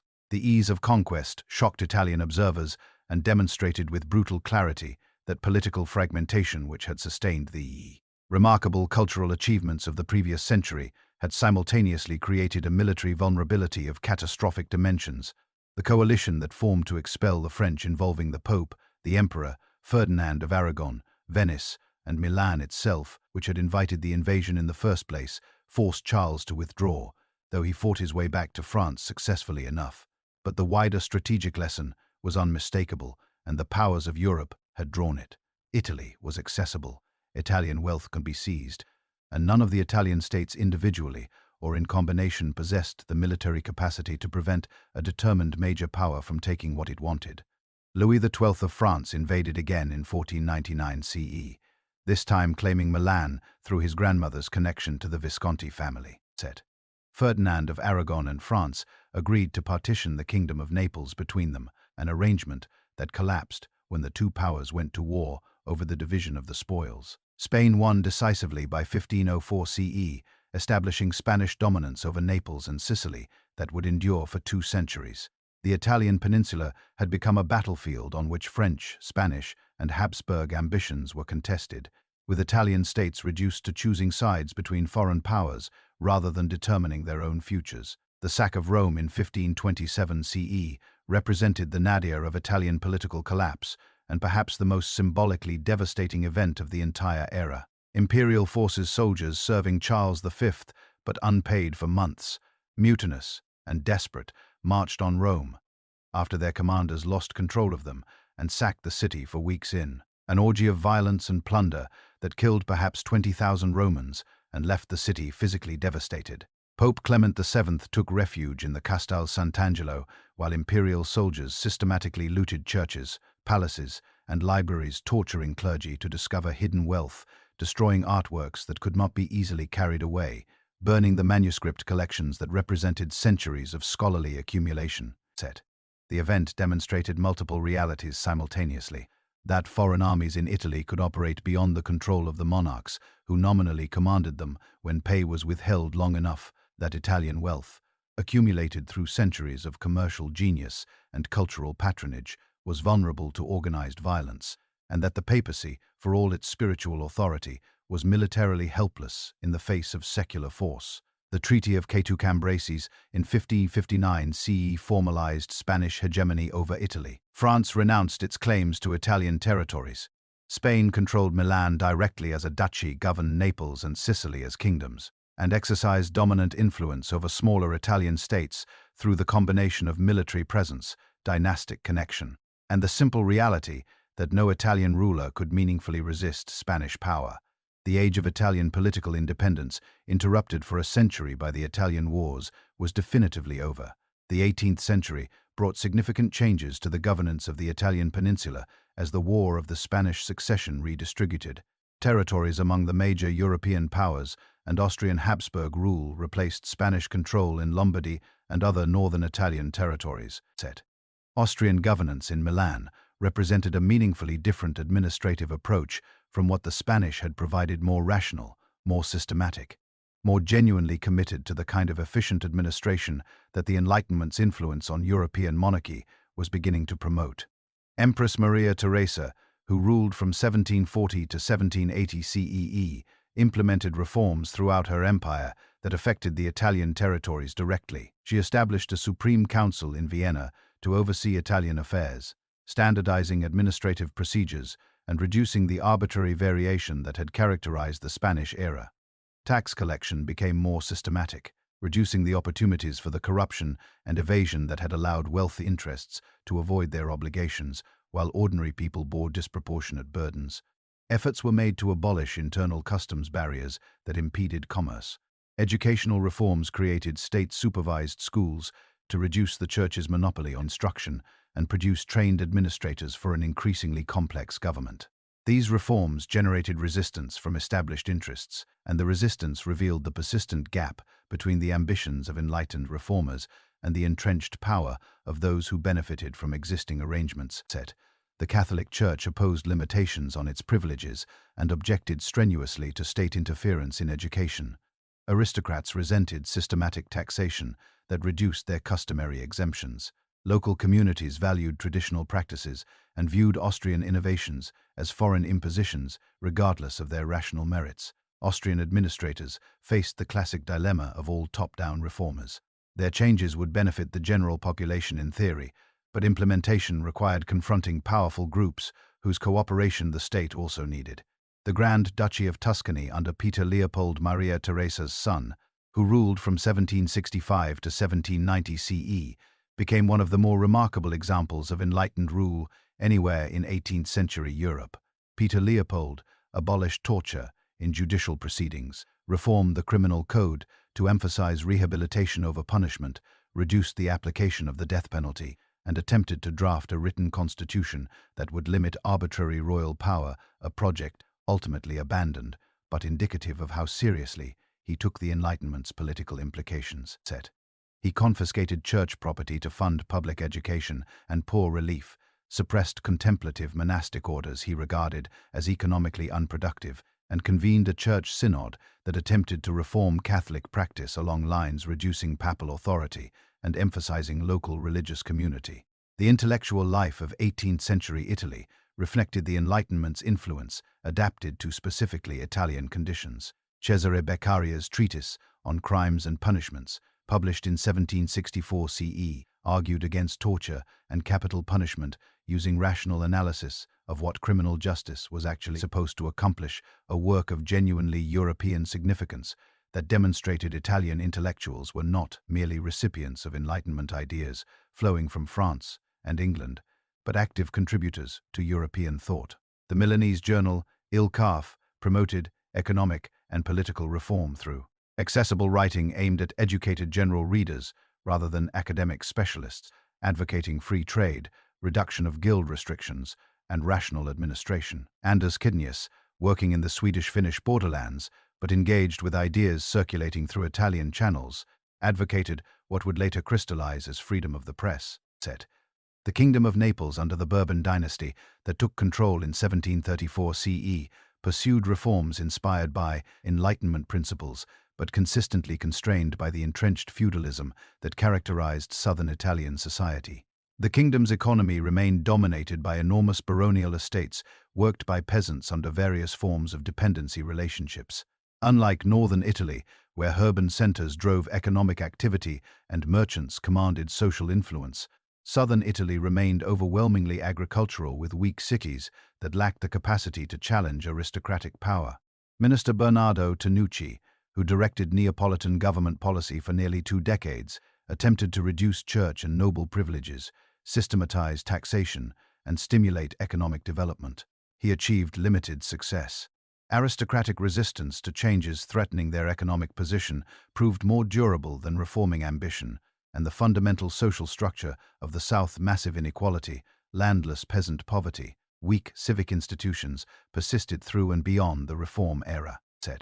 Napoleon Bonaparte's invasion of Italy in 1796 CE began as a military campaign to relieve pressure on French forces fighting Austria, but it evolved into a systematic reorganization of the Italian peninsula that demonstrated for the first time in over a millennium that political unity was not merely an aspiration for Italian nationalists, but a practical possibility. Napoleon, commanding the French army of Italy at 26 years of age, brought forces that combined revolutionary energy with professional military discipline and an innovative tactical system that Italian and Austrian forces alike proved unable to match. The military phase concluded with startling speed. Napoleon defeated Piedmontese forces at Montenotte and Mondovi in April 1796 CE, forcing the Kingdom of Sardinia out of the war on terms that transferred Nice and Savoy to France. He then pursued Austrian armies across Lombardy, winning engagements at Lodi, Arcole, and Rivoli, with a tactical flexibility that exploited Austrian hesitations and rigidities at every turn. By April 1797 CE, Austrian forces had been expelled from northern Italy, and the Treaty of Campo Formio transferred Austrian Lombardy to French control while compensating Austria with the territories of the Far Republic of Venice, ending that ancient republic's independence in an act of diplomatic cynicism that shocked even Napoleon's admirers. What followed was not simply military occupation but systematic political reorganization. Napoleon dissolved the existing governments in territories he conquered and established new political entities explicitly modeled on French revolutionary principles. The Cisalpine Republic, created from Lombardy and surrounding territories, adopted a constitution establishing representative assemblies, separation of powers, and declarations of citizens' rights. The Ligurian Republic replaced the aristocratic Republic of Genoa.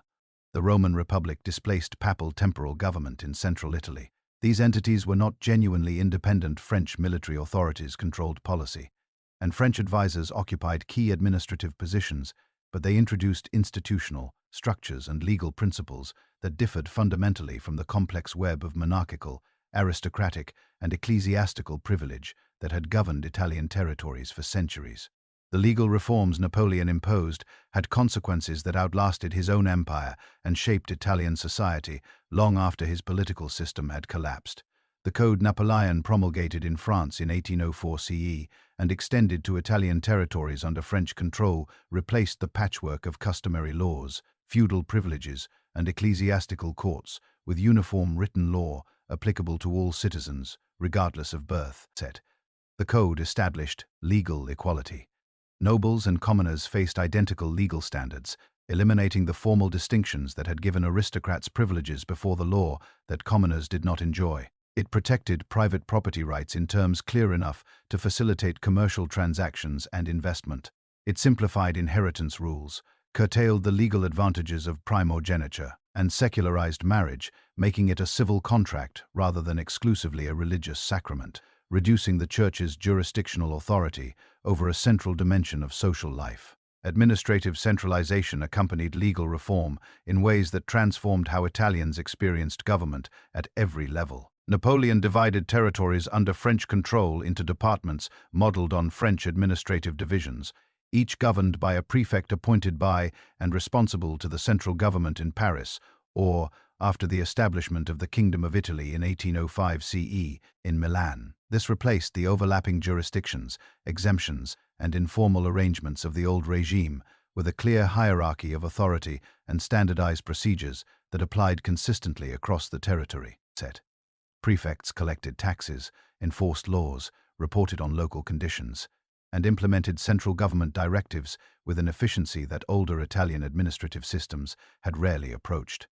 The Kingdom of Italy, proclaimed in 1805 CE with Napoleon as king and his stepson Eugene de Beauharnais as viceroy, governed approximately 6.5 million people across northern and central Italy through a professional bureaucracy recruited on meritocratic principles. Positions were salaried rather than purchased, reducing the corruption inherent in systems where officials bought their offices and needed to extract returns on that investment through fees and irregular payments. Military service through conscription introduced millions of Italians to modern organizational structures, to the experience of serving alongside men from distant regions of the peninsula, and to the nationalist ideas that were circulating through Napoleon's armies and the societies his rule touched. The most lasting consequence of the Napoleonic period was not any specific institutional arrangement. Most of these were dismantled when the empire collapsed, but the demonstration that Italy could be governed as a unified state and that political unification was practically achievable. For Italians, who had grown up under the assumption that regional diversity, competing interests, and foreign domination made unification impossible, the experience of the Napoleonic period provided evidence to the contrary. The existence of a functioning Italian kingdom, even as a French satellite, proved the concept. When Restoration governments attempted to reverse everything Napoleon had done, they discovered that certain changes, most notably the abolition of serfdom and the redistribution of church lands to private buyers who now had property titles to defend, could not be simply reversed without creating new conflicts more dangerous than the ones the Restoration was attempting to prevent. The Restoration governments established after Napoleon's defeat at Waterloo and the subsequent Congress of Vienna in 1815 CE faced the impossible challenge of restoring political structures that predated the French Revolution while governing populations that had experienced alternatives. The Austrian Empire controlled Lombardy-Venetia directly and exercised dominant influence over the duchies of Modena, Parma, and Tuscany through Habsburg family rulers. Austrian Chancellor Metternich, who viewed Italy as a geographic expression rather than a potential nation, and who understood that Italian nationalism was a direct threat to Austrian security, organized the entire system of Restoration governance around suppressing political change through censorship, police surveillance, and military occupation. The Carbonari secret societies organized in cellular structures with elaborate initiation rituals and oaths of secrecy provided the primary vehicle for opposition to Restoration governments throughout the 1820s.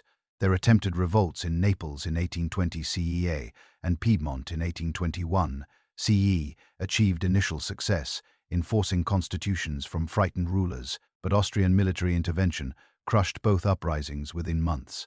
The pattern was clear. Revolutionary conspiracies could temporarily seize power in individual Italian states, but could not survive Austrian military response. Giuseppe Mazzini, a Genoese revolutionary who had participated in the Carbonari and drawn the lessons of their failures, founded Young Italy in 1831 CE with a fundamentally different conception of how Italian unification might be achieved. Mazzini argued that Italy must be unified as a democratic republic, not merely granted constitutions by existing monarchies, and that this required popular mobilization based on genuine national consciousness rather than elite conspiracy. Italians needed to understand themselves as members of a nation with a shared destiny before they could successfully create one.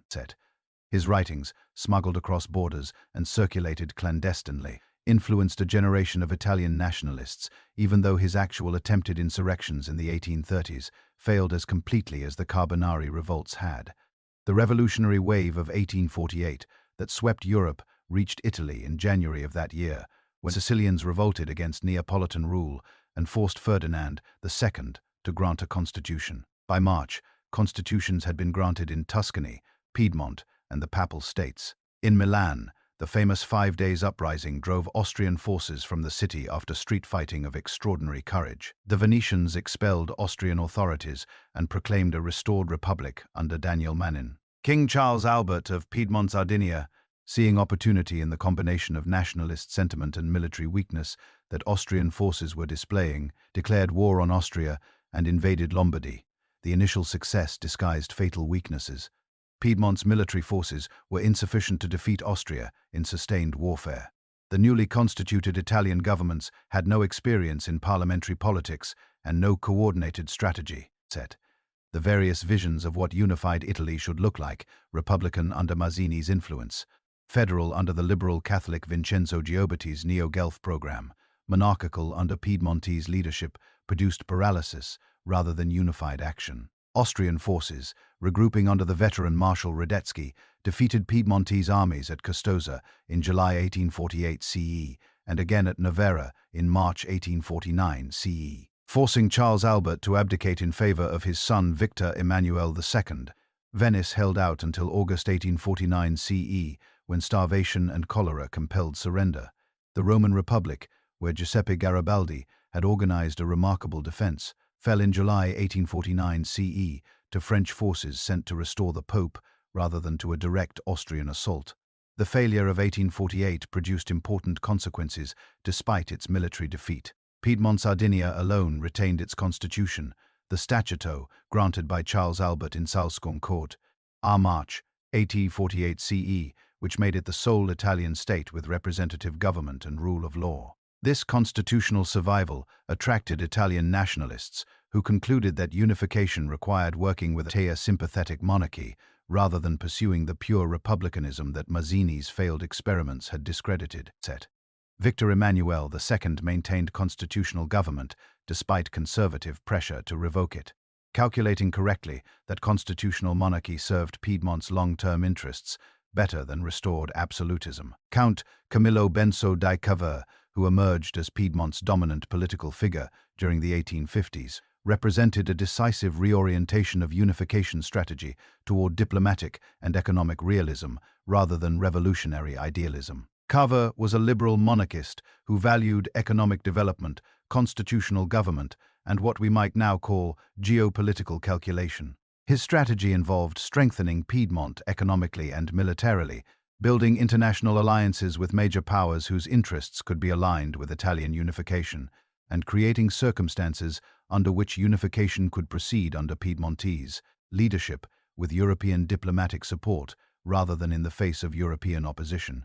As Prime Minister from 1852 CE, Cavour implemented policies to modernize Piedmont systematically, promoting railroad construction that connected previously isolated regions, negotiating commercial treaties to expand trade, encouraging industrial development, and reforming state finances. He secularized some church property to fund development and reduced clerical influence over education measures that made Piedmont more economically dynamic than other Italian states. His diplomatic strategy centered on making Piedmont indispensable to France, whose Emperor Napoleon III had personal sympathies for Italian nationalism from his youth, in Italian conspiracies and strategic reasons to challenge Austrian dominance in northern Italy.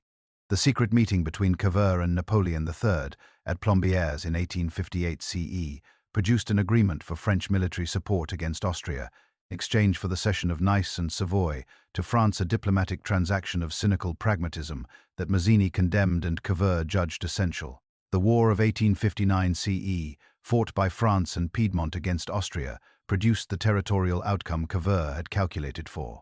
Austrian forces were defeated at Magenta and Solferino, the latter, a battle so horrifyingly bloody that a Swiss businessman named Henry Dunant was moved to found the Red Cross organization in its aftermath. Lombardy was transferred to Piedmont. The subsequent popular uprisings in Tuscany, Modena, and Parma, combined with plebiscites carefully organized to produce the desired results, brought these territories under Piedmontese authority through apparent popular consent rather than conquest. Garibaldi's expedition of the Thousand in 1860 CE, the extraordinary campaign through which a force of approximately 1,000 red-shirted volunteers conquered the kingdom of the Two Sicilies, completed the FAO. The military dimension of unification in a manner so improbable that contemporaries struggled to believe it was happening.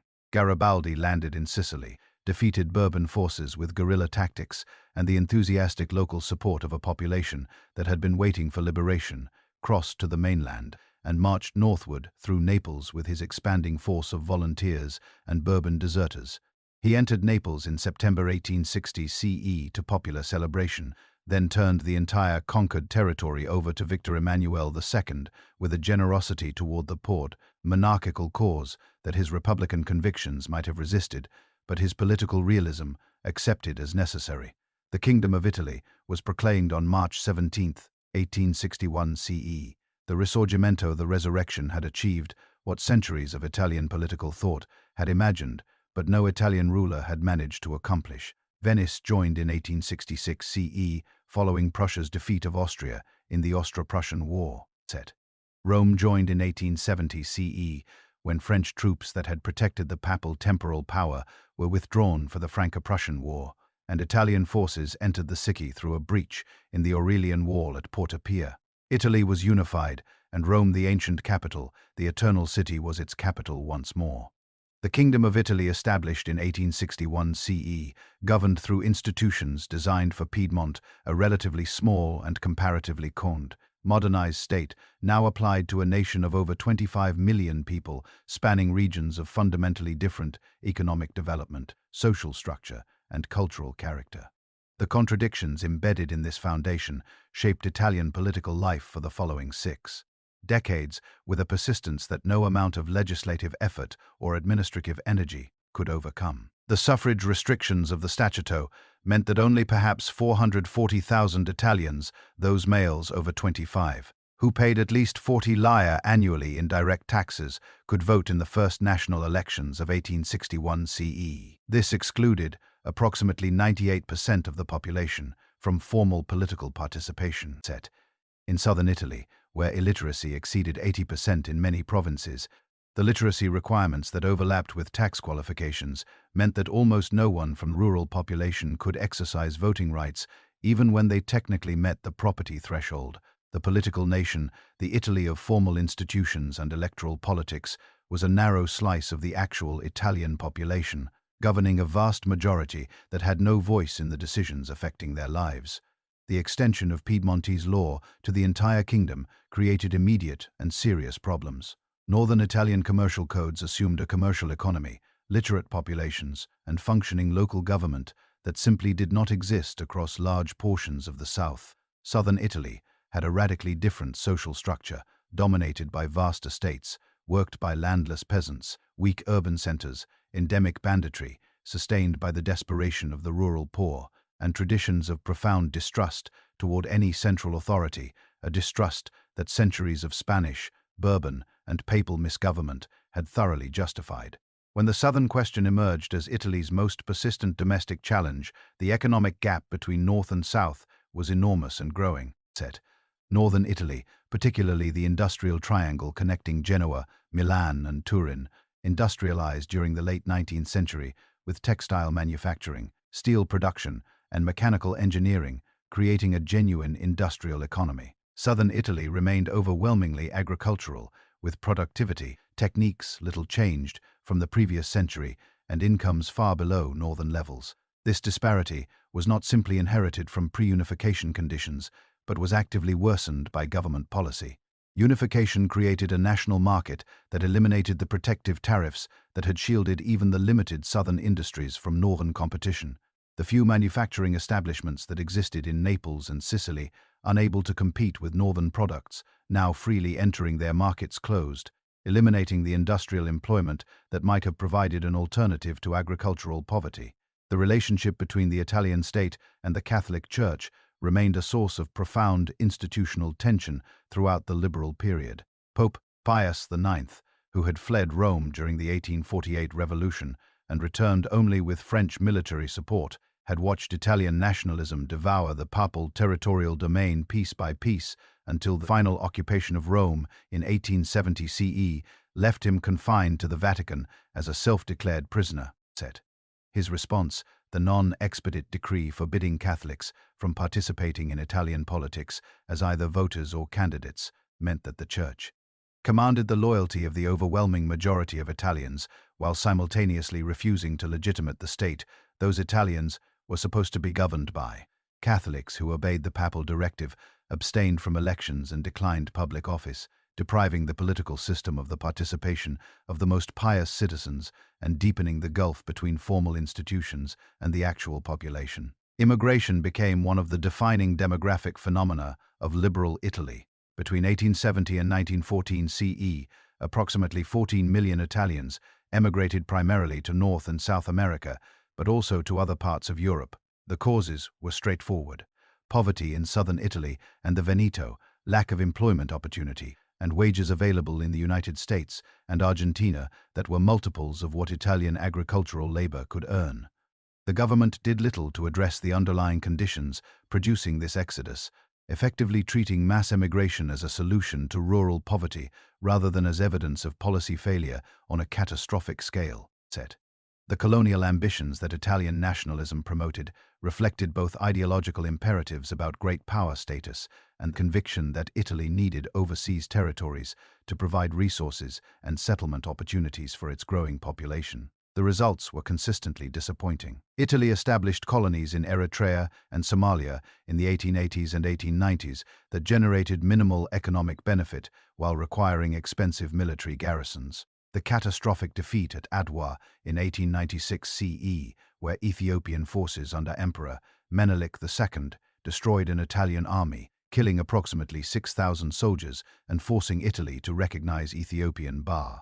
Independence was a humiliation that reverberated through Italian politics for decades, discrediting the colonial program temporarily, while paradoxically deepening the colonialist conviction that Italy needed to vindicate its honor through future imperial success. Giovanni Giolitti, who dominated Italian politics during most of the period, from 1900 to 1914 CEE, attempted to manage the accumulating tensions of liberal Italy through a pragmatic strategy of incorporation and accommodation. He expanded the electorate in 1912 CE to include all literate males over 21 and all males over 30, regardless of literacy, increasing the electorate from approximately 3 million to 8.5 million. He legalized strikes, encouraged collective bargaining, and promoted social legislation, including limits on working hours and public health measures. His approach was calculated rather than ideological. Accommodate working-class demands sufficiently to prevent revolution while preserving the essential features of the liberal order that his political class had built and depended upon. The decision to enter World War I in 1915 CE resulted from elite political maneuvering of a kind that exposed the fundamental hollowness of Italian democracy at this stage. Prime Minister Antonio Salandra and Foreign Minister Sidney Sonnino negotiated secretly with both the Central Powers and the Entente, seeking the best territorial concessions in exchange for Italian intervention. The Treaty of London of April 1915 CE committed Italy to enter the war on the Allied side in exchange for promises of territorial gains, including the Trentino, South Tyrol, Trieste, Istria, and portions of Dalmatia. Parliament was presented with accomplished commitments and approved intervention despite substantial socialist and Catholic opposition. The Italian people, who had not been consulted, whose representatives in Parliament had not been informed of the negotiations, found themselves at war because a small group of decision-makers had decided it served national interest. Italy was profoundly unprepared for modern industrial warfare when it entered the conflict in May 1915 CE. The army lacked adequate artillery, sufficient machine guns, and supply systems capable of sustaining operations in the specific geographic conditions of the Italian front: mountainous terrain along the Isonzo River and in the Dolomites, where defensive positions could be made almost impregnable. Officer training emphasized courage and offensive spirit rather than the tactical sophistication required for attacking fortified positions in high-altitude mountain warfare. The result was a catastrophic series of offensives, 11 battles along the Isonzo River between June 1915 and September 1917 CE that consumed hundreds of thousands of Italian lives while gaining minimal ground. Approximately 5.2 million Italians served in the armed forces during the war. Approximately 650,000 died and another million were seriously wounded. The fighting produced casualty rates comparable to the Western Front and involved the same combination of initial enthusiastic advance, discovery of the impenetrability of modern defensive positions, and then months and years of attrition that slowly destroyed the best of a generation. Soldiers endured trench conditions, inadequate food and equipment, and a disciplinary system of exceptional harshness, including summary executions for cowardice conducted at rates higher than any other major belligerent imposed by a high command that could not explain why offensive after offensive failed, other than to blame the men who had executed them.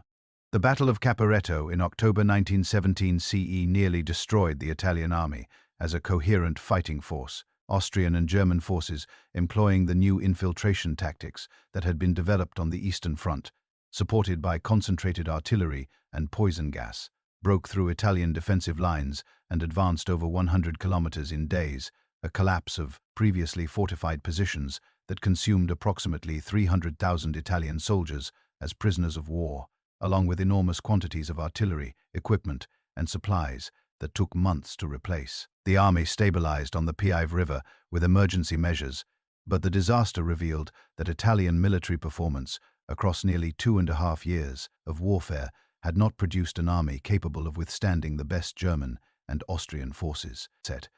The final offensive at Vittorio Veneto in October 1918 CE, following the internal collapse of the Austro-Hungarian Empire, allowed Italian forces to advance rapidly against disintegrating enemy formations and claim the victory that years of grinding attritional warfare had made possible.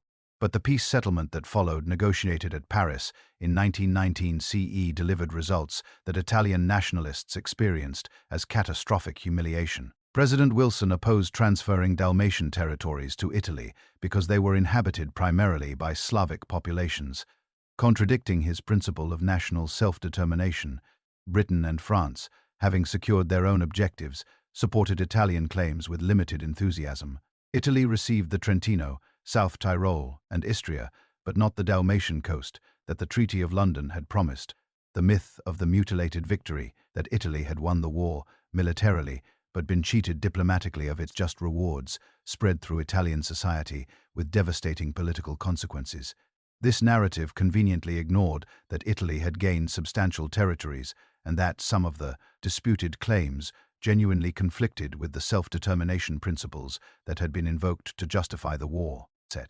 But the myth was politically powerful precisely because it explained the gap between wartime sacrifice and post-war reality in terms of betrayal rather than miscalculation. After 650,000 dead, after years of economic disruption and social upheaval, after the humiliations of Caporetto and the inadequacies of inadequate supply and incompetent command, Italians had expected something better than what Paris delivered, and the liberal political class that had made the decision to go to war bore the consequences of the disappointment. The post-war economic situation created conditions in which liberal democracy became increasingly difficult to defend. Government debt had grown from 16 billion lire in 1914 CE to 95 billion lire in 1919 CE. Inflation had reduced the lira's purchasing power to approximately 1/5 its pre-war level. Industrial facilities organized for military production required expensive conversion to peacetime manufacturing, with unemployment a predictable consequence of the transition. Millions of demobilized soldiers returned to a labor market that could not absorb them. Food shortages and high prices created genuine hardship in urban communities already exhausted by years of wartime sacrifice. Benito Mussolini had begun his career as a socialist journalist and editor, but the war and its aftermath transformed his politics in directions that would prove historically catastrophic. He embraced nationalism as the primary political force, rejected the internationalism and class-based politics of Marxism in favor of a doctrine that placed the nation rather than the working class at the center of political identity, and organized the networks of demobilized veterans and nationalist youth that became the Fasci di Combattimento, the political organization whose name, evoking the ancient Roman fasces, the bundle of rods representing collective strength, gave the fascist movement its identity. Mussolini's path to power combined electoral politics with systematic political violence in a mixture that distinguished fascism from earlier forms of authoritarian politics. Fascist squads, the squadristi, conducted campaigns of intimidation and violence against socialist organizations, labor unions, cooperative associations, and opposition newspapers throughout northern and central Italy in 1920 to 1921 CE. Prefects and police forces frequently tolerated or actively assisted these attacks, reflecting the sympathy of much of the conservative establishment for a movement that was destroying the left's organizational capacity. Landowners paid fascist squads to attack the agricultural workers' unions that had organized strikes and demanded better conditions. Industrialists supported them as a bulwark against socialist revolution. The liberal political class, which might have mobilized the state against the violence, repeatedly chose to accommodate rather than confront it. When Mussolini organized the March on Rome in October 1922, CE, mobilizing fascist forces to converge on the capital from multiple directions, King Victor Emmanuel III made the crucial decision not to authorize the declaration of martial law that would have allowed the army to disperse the marchers. His refusal remains controversial. Some historians believe the army would have dispersed the march easily. Others argue the military situation was genuinely uncertain. What is clear is that the king's choice to summon Mussolini and appoint him prime minister rather than authorizing Brahmi. Resistance gave the fascist movement a path to constitutional legitimacy. It had not won through elections alone. Mussolini initially governed through a coalition cabinet that included liberals, nationalists, and Catholics alongside fascists, presenting himself to parliament as a reformer who would restore order and govern within constitutional constraints. King Victor Emmanuel III and many liberal politicians believed fascism could be domesticated through institutional participation, could be managed, contained, and eventually either moderated or defeated through normal political processes. This proved to be one of the most consequential miscalculations in Italian political history. The Asabo Law of November 1923 CE fundamentally altered electoral rules to guarantee fascist dominance. The party receiving the most votes, provided it exceeded 25%, would receive 2/3 of parliamentary seats. In the April 1924 CE elections conducted under an atmosphere of fascist intimidation in which opponents were threatened, beaten, and in some cases killed, the fascist-led coalition received 65% of the vote and secured an overwhelming parliamentary majority. A murder of socialist deputy Giacomo Matteotti in June 1924 CE, following a parliamentary speech in which Matteotti documented fascist electoral violence and demanded the election's annulment, provoked a political crisis that might have ended Mussolini's government if the king had chosen to act. Victor Emmanuel again refused. The opposition party's decision to walk out of parliament in protest, the Aventine secession, proved strategically disastrous, removing the most articulate critics from the forum where criticism might have had institutional effect. Between 1925 and 1926 CE, Mussolini implemented the laws that established genuine dictatorship. Parliamentary powers were reduced to formal approval of government decisions. Opposition parties were banned. Trade unions were abolished and replaced by fascist-controlled syndicates. Freedom of the press was eliminated. Local elected governments were replaced by appointed officials. Political opponents faced arrest, imprisonment, internal exile to remote southern villages, or forced emigration. The Special Tribunal for the Defense of the State tried political crimes in proceedings stripped of normal legal protections. Italy's constitutional democracy, which had been imperfect and frequently corrupt, but genuinely democratic in its institutional structure, was replaced by a one-party dictatorship claiming to represent the national will while systematically suppressing any mechanism through which that will could be genuinely expressed. The Lateran treaties signed with the papacy in February 1929 CE resolved the Roman question that had troubled Italian politics since 1870 CE, with consequences that extended well beyond the immediate diplomatic settlement. Mussolini recognized Vatican City as an independent sovereign state. The Italian government paid financial compensation for territories lost in 1870, and a concordat established Catholicism as Italy's official religion with compulsory religious instruction in public schools and civil recognition of church marriages. The Pope in return recognized the Kingdom of Italy, with Rome as its capital, and renounced all claims to the former papal states. The mutual benefit was considerable. The papacy gained sovereignty, financial security, and influence over Italian education, Mussolini gained the prestige of resolving a 60-year conflict and the Church's legitimizing support among Catholic Italians who might otherwise have remained skeptical of the fascist regime. The price was the Church's largely passive accommodation to fascist rule, including its silence about crimes that a genuinely prophetic institution would have condemned. Fascist ideology demanded aggressive expansionism as both an expression of national vitality and a demonstration that Italy had recovered the greatness squandered by the liberal parliamentary system. Mussolini's invasion of Ethiopia in October 1935, CE1, of the two remaining independent African states, and the country that had humiliated Italy at Adwa in 1896, CE mobilized approximately 400,000 Italian soldiers and employed poison gas and aerial bombardment against Ethiopian civilian populations in clear violation of international law. The League of Nations condemned the aggression and imposed economic sanctions, but the sanctions proved toothless. Major powers excluded oil from the sanctions regime that might have genuinely crippled Italian operations, and the episode demonstrated that international law would not be enforced against determined violators when enforcement required real costs from the powers responsible for maintaining order. The Spanish Civil War from 1936 CE onward provided another theater for Italian military intervention as Mussolini sent approximately 50,000 troops, aircraft, and tanks to support Francisco Franco's nationalist forces against the elected Republican government. Italian forces suffered the humiliation of defeat at the Battle of Guadalajara in March 1937 CE, where Italian mechanized units were routed by Republican forces defending the approaches to Madrid. The defeat was an early indication that the Italian military's capacity was substantially less impressive than fascist propaganda claimed.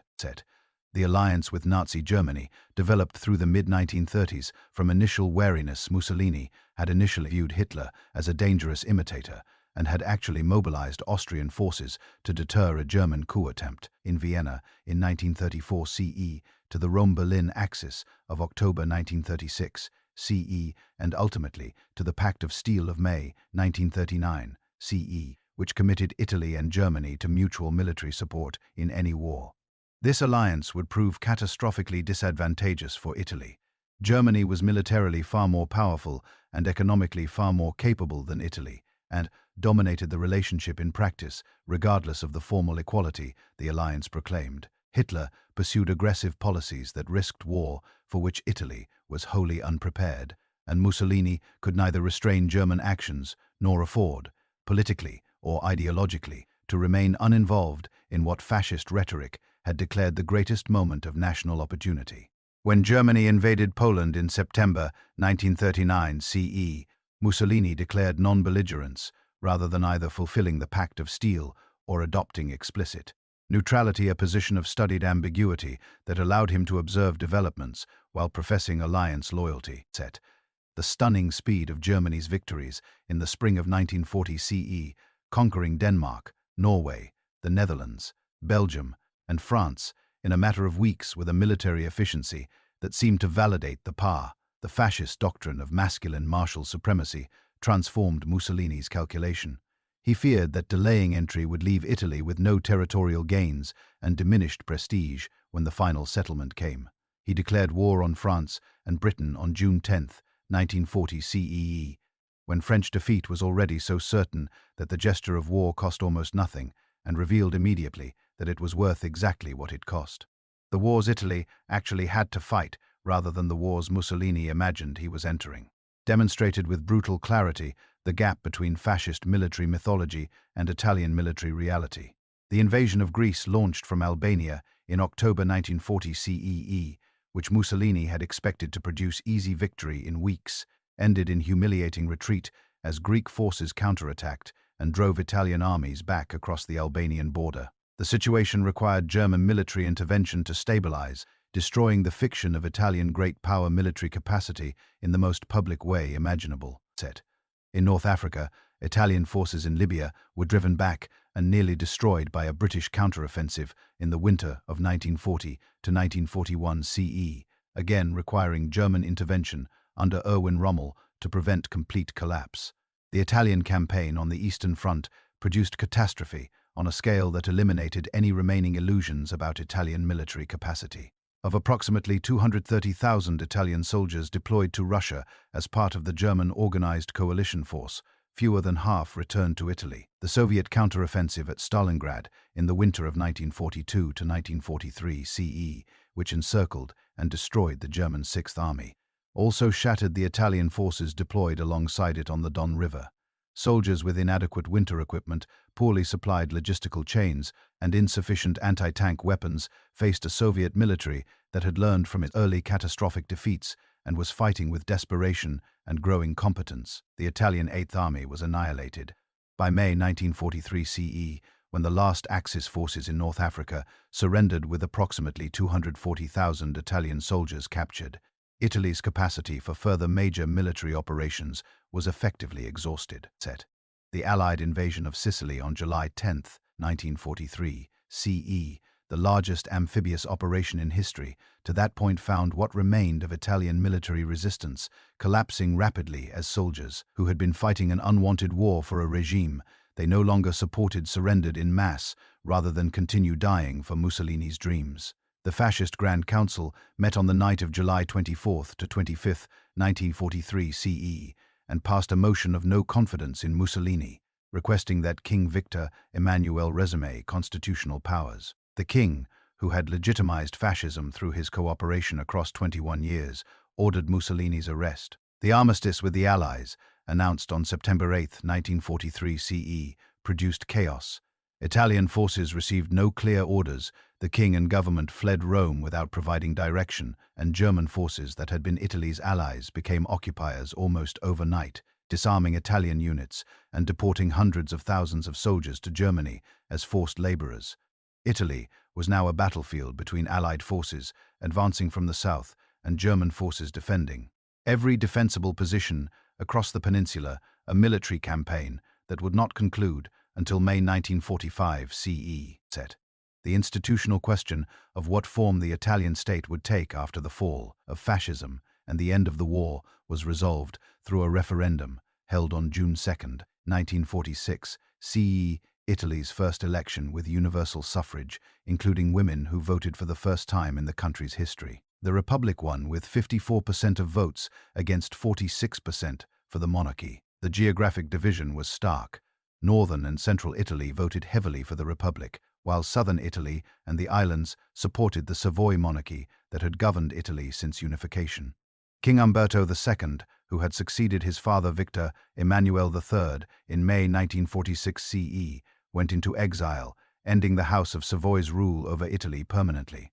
The Constituent Assembly, elected simultaneously, produced a parliament tasked with writing a new constitutional order. The Christian Democracy Party won 35% of votes, establishing itself as the dominant political force. The Socialist Party won 20% and the Communist Party 19%, together with Christian Democracy. These three mass parties commanded over 70% of the electorate, demonstrating that Italian politics had been fundamentally transformed from the narrow liberal politics of the Giolician era into genuine mass democracy with organized parties representing distinct social constituencies. The Constitution of the Italian Republic, approved by the Constituent Assembly on December 22, 1947 CE, and entering force on January 1, 1948 CE, was designed explicitly and deliberately to prevent the return of dictatorship. It established a parliamentary system in which the government required the confidence of both chambers, the Chamber of Deputies and the Senate, making governments dependent on maintaining broad coalitions. A president elected by parliament rather than popular vote held limited powers, serving primarily ceremonial functions and acting as a constitutional guardian rather than an executive authority. Regional governments would receive constitutionally protected autonomy. An independent constitutional court would review legislation's conformity with constitutional principles. Most significantly, the Constitution explicitly prohibited the reconstitution of the Fascist Party and banned organizations that attempted to restore fascist institutions. The post-war political settlement rested on Christian democratic dominance, sustained by American support. The United States, which viewed Italy as a crucial Cold War battleground where communist electoral strength genuinely threatened Western alignment, provided massive economic assistance through the Marshall Plan, approximately $1.5 billion between 1948 and 1952 CE, that funded reconstruction, stabilized currency, and helped restart industrial production. American pressure, combined with the exclusion of communists from government coalitions after 1947 CE, created the structural feature of Italian politics known as the permanently excluded opposition. The Communist Party consistently received 20 to 30% of votes throughout the post-war period, but remained permanently outside the government, regardless of electoral performance. The economic miracle from approximately 1950 to 1963 CE transformed Italy at a speed that contemporaries found almost unbelievable. GDP growth averaged over 6% annually, among the highest rates in the world. Industrial production more than doubled. Manufacturing employment expanded dramatically, while agricultural employment declined. Companies like Fiat in automobiles, Olivetti in typewriters and office equipment, and various producers of household appliances achieved genuine international competitiveness. The transformation was concentrated in the industrial northwest, the triangle connecting Milan, Turin, and Genoa, which industrialized rapidly, while southern Italy continued its relative economic decline, despite government programs like the Cassa per il Mezzogiorno, established in 1950 CE, to fund southern infrastructure and development. Internal migration reached massive scale as southern Italians moved northward seeking industrial employment. Between 1955 and 1970 CEE, approximately 4 million people migrated from south to north, the largest internal population movement in Italian history since the Lombard migrations of late antiquity. These migrants provided the labor that powered northern industrial expansion while transforming the social composition of cities like Turin and Milan, where neighborhoods of southern migrants developed their own social networks, cultural institutions, and political organizations within the broader fabric of northern urban life. The years of lead from roughly 1969 to 1988 CE saw Italy experience severe political violence from both left-wing and right-wing terrorist organizations that reflected the depth of social and political tensions underlying the economic miracle's apparent success. The Red Brigades, formed in 1970 CEE, conducted kidnappings and assassinations targeting industrialists, judges, and politicians in pursuit of a revolutionary strategy whose logic became increasingly difficult to discern. The organization's most spectacular and horrifying attack was the kidnapping and murder of former Prime Minister Aldo Moro in 1978 CEE. The politician, who had been attempting to create a historic compromise that would bring the Communist Party into the governing coalition, breaking the permanent exclusion that had structured Italian politics since 1947 CE. Right-wing terrorism, often with connections to state security services, whose full extent has never been definitively established, conducted bombing attacks killing civilians.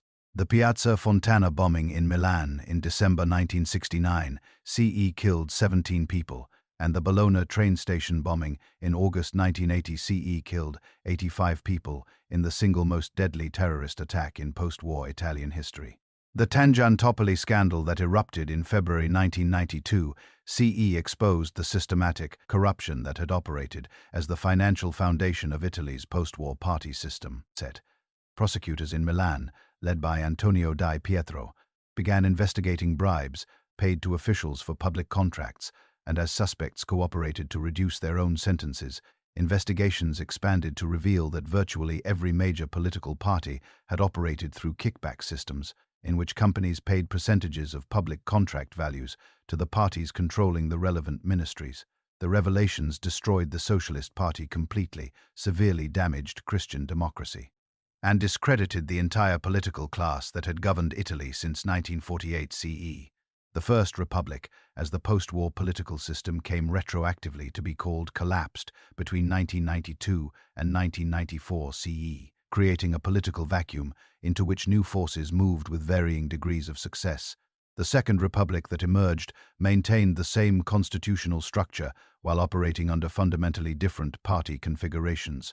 The principle of alternation in government, that voters could actually change the coalition in power through elections, that the permanently excluded opposition was a historical artifact rather than a constitutional necessity, was finally established, if imperfectly. But instability remained a defining characteristic. Italy has had more than 70 governments since 1945 CE, a turnover rate that reflects both the fragmentation of the party system and the difficulty of holding stable parliamentary majorities across Italy's persistently diverse regional and social landscape. European integration provided frameworks that transformed Italian economic and political life in ways that no purely national political process could have achieved. Italy was a founding member of the European Coal and Steel Community in 1952 CE and the European Economic Community in 1958 CE. Adoption of the euro in 1999 CE eliminated the lira, the currency that had been managed through periodic devaluations, as a poor mechanism for compensating for the competitiveness gaps that Italian industry persistently faced relative to German and Northern European competitors, and committed Italy to maintaining fiscal discipline and price stability that the euro's rules demanded. Contemporary Italy faces challenges that are simultaneously uniquely Italian and reflections of broader pressures affecting advanced industrial democracies throughout the early 21st century.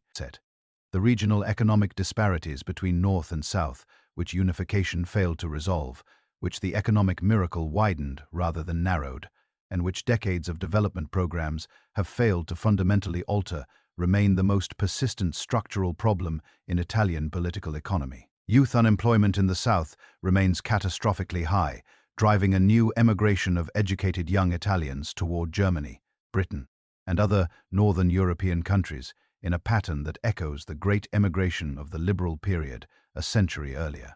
Public debt exceeding 130% of GDP limits the fiscal flexibility that addressing structural problems would require, while creating vulnerability to financial market volatility that the Eurozone crisis of 2010 to 2012 CE demonstrated was genuinely existential for heavily indebted Eurozone members. Organized crime continues adapting to prosecution, reducing spectacular violence while maintaining economic power through control of construction contracts, waste disposal, and drug trafficking networks in a pattern that demonstrates the limits of purely criminal justice, approaches to phenomena with deep social and economic roots.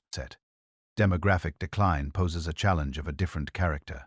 Italy's population is aging and shrinking as birth rates fall substantially, below the replacement level needed to sustain a stable population across generations. Pension systems designed for a growing population of workers supporting a smaller cohort of retirees face fiscal pressure as the ratio inverts. Economic growth, which depends partly on expanding the working population, faces headwinds from demographic contraction that no straightforward policy response can easily address. Immigration has transformed Italy from a country of emigration into one of immigration, a reversal complete enough within a single generation to constitute a genuinely dramatic social change. Approximately 5 million foreign residents live in Italy today, approximately 8% of the population, arriving from North Africa, Eastern Europe, South Asia, and Sub-Saharan Africa, seeking economic opportunity, family reunion, or refuge from conflict and persecution. This transformation has occurred in a society with limited historical experience of ethnic diversity and limited institutional infrastructure for managing integration, creating social tensions that political actors on both left and right have found it easier to exploit than to address constructively. The political landscape of contemporary Italy reflects a pluralism fragmented, contentious, and frequently unstable that the constitutional architects of 1947 CE would recognize as one consequence of the institutional choices they made to prevent the return of dictatorship. The Five Star Movement, founded in 2009 CE as a protest against conventional politics and the corruption it embodied, achieved governing coalitions with the League, whose transformation from a northern regionalist party to a nationalist movement opposing immigration and European Union constraints represents one of the more dramatic ideological journeys in recent European political history. The COVID-19 pandemic that struck Italy with devastating force in the spring of 2020 CE, making Lombardy, briefly, one of the most affected regions in the world, revealed both the limits of Italian state capacity in managing acute health crises and the extraordinary depth of civic solidarity and medical professionalism that Italian society could mobilize when facing genuine emergency. Yet Italy remains one of the world's major economies, the eighth or ninth largest, depending on the measure, used with manufacturing sectors, producing luxury goods, precision machinery, fashion, food, and specialized industrial equipment that compete successfully in global markets. Italian cultural achievement in art, architecture, cuisine, design, film, and fashion continues to exercise a global influence disproportionate to the country's economic and demographic size. Democratic institutions that have survived fascist dictatorship, Cold War pressures, terrorist campaigns, systematic corruption, and the collapse of the entire post-war party system have demonstrated a resilience that was far from guaranteed when the Republic was proclaimed in 1946 CE. The recurring themes of Italian history, the tension between unity and fragmentation, between the centripetal force of shared culture and language and the centrifugal force of regional identity and interest, the persistent challenge of translating cultural achievement into effective political institutions, the vulnerability to external powers whose intervention has repeatedly determined outcomes that Italian actors alone could not control, the gap between the Italy of formal institutions and the Italy of actual lived experience persist into the present in forms that are recognizably continuous with patterns established centuries or millennia ago. Understanding contemporary Italy requires recognizing these continuities without allowing them to suggest a determinism that historical analysis cannot support. The country that produced the Roman Republic, the Renaissance, and the Risorgimento also produced fascism and systematic corruption. The country that failed to protect its Jews from deportation to Auschwitz also produced the partisan resistance that fought Nazi occupation with genuine courage. The country whose southern peasants lived in poverty that the state consistently failed to address for a century and a half also produced the economic miracle that within a generation transformed millions of those peasants, descendants, into members of a European middle class. Italy's history is not a story of inevitable progress or of permanent dysfunction, but of human decisions made within specific circumstances, sometimes brilliantly, sometimes catastrophically, usually somewhere in the complicated space between. With this final section, we arrive at the culmination of one of history's most extraordinary narratives, from the hilltop villages of early Latium to the Roman Republic and its legions, from the Principate of Augustus to the fragmented medieval world of communes and signori, from the glories of the Renaissance to the catastrophes of fascism and world war, from the birth of the Italian Republic to the complex, contested, vitally alive Italy of the present. A story of a peninsula, a people, and a civilization that has shaped the world in ways still visible in every legal system, every work of art, and every political institution that owes something directly or indirectly to the long and remarkable experiment of Italian history.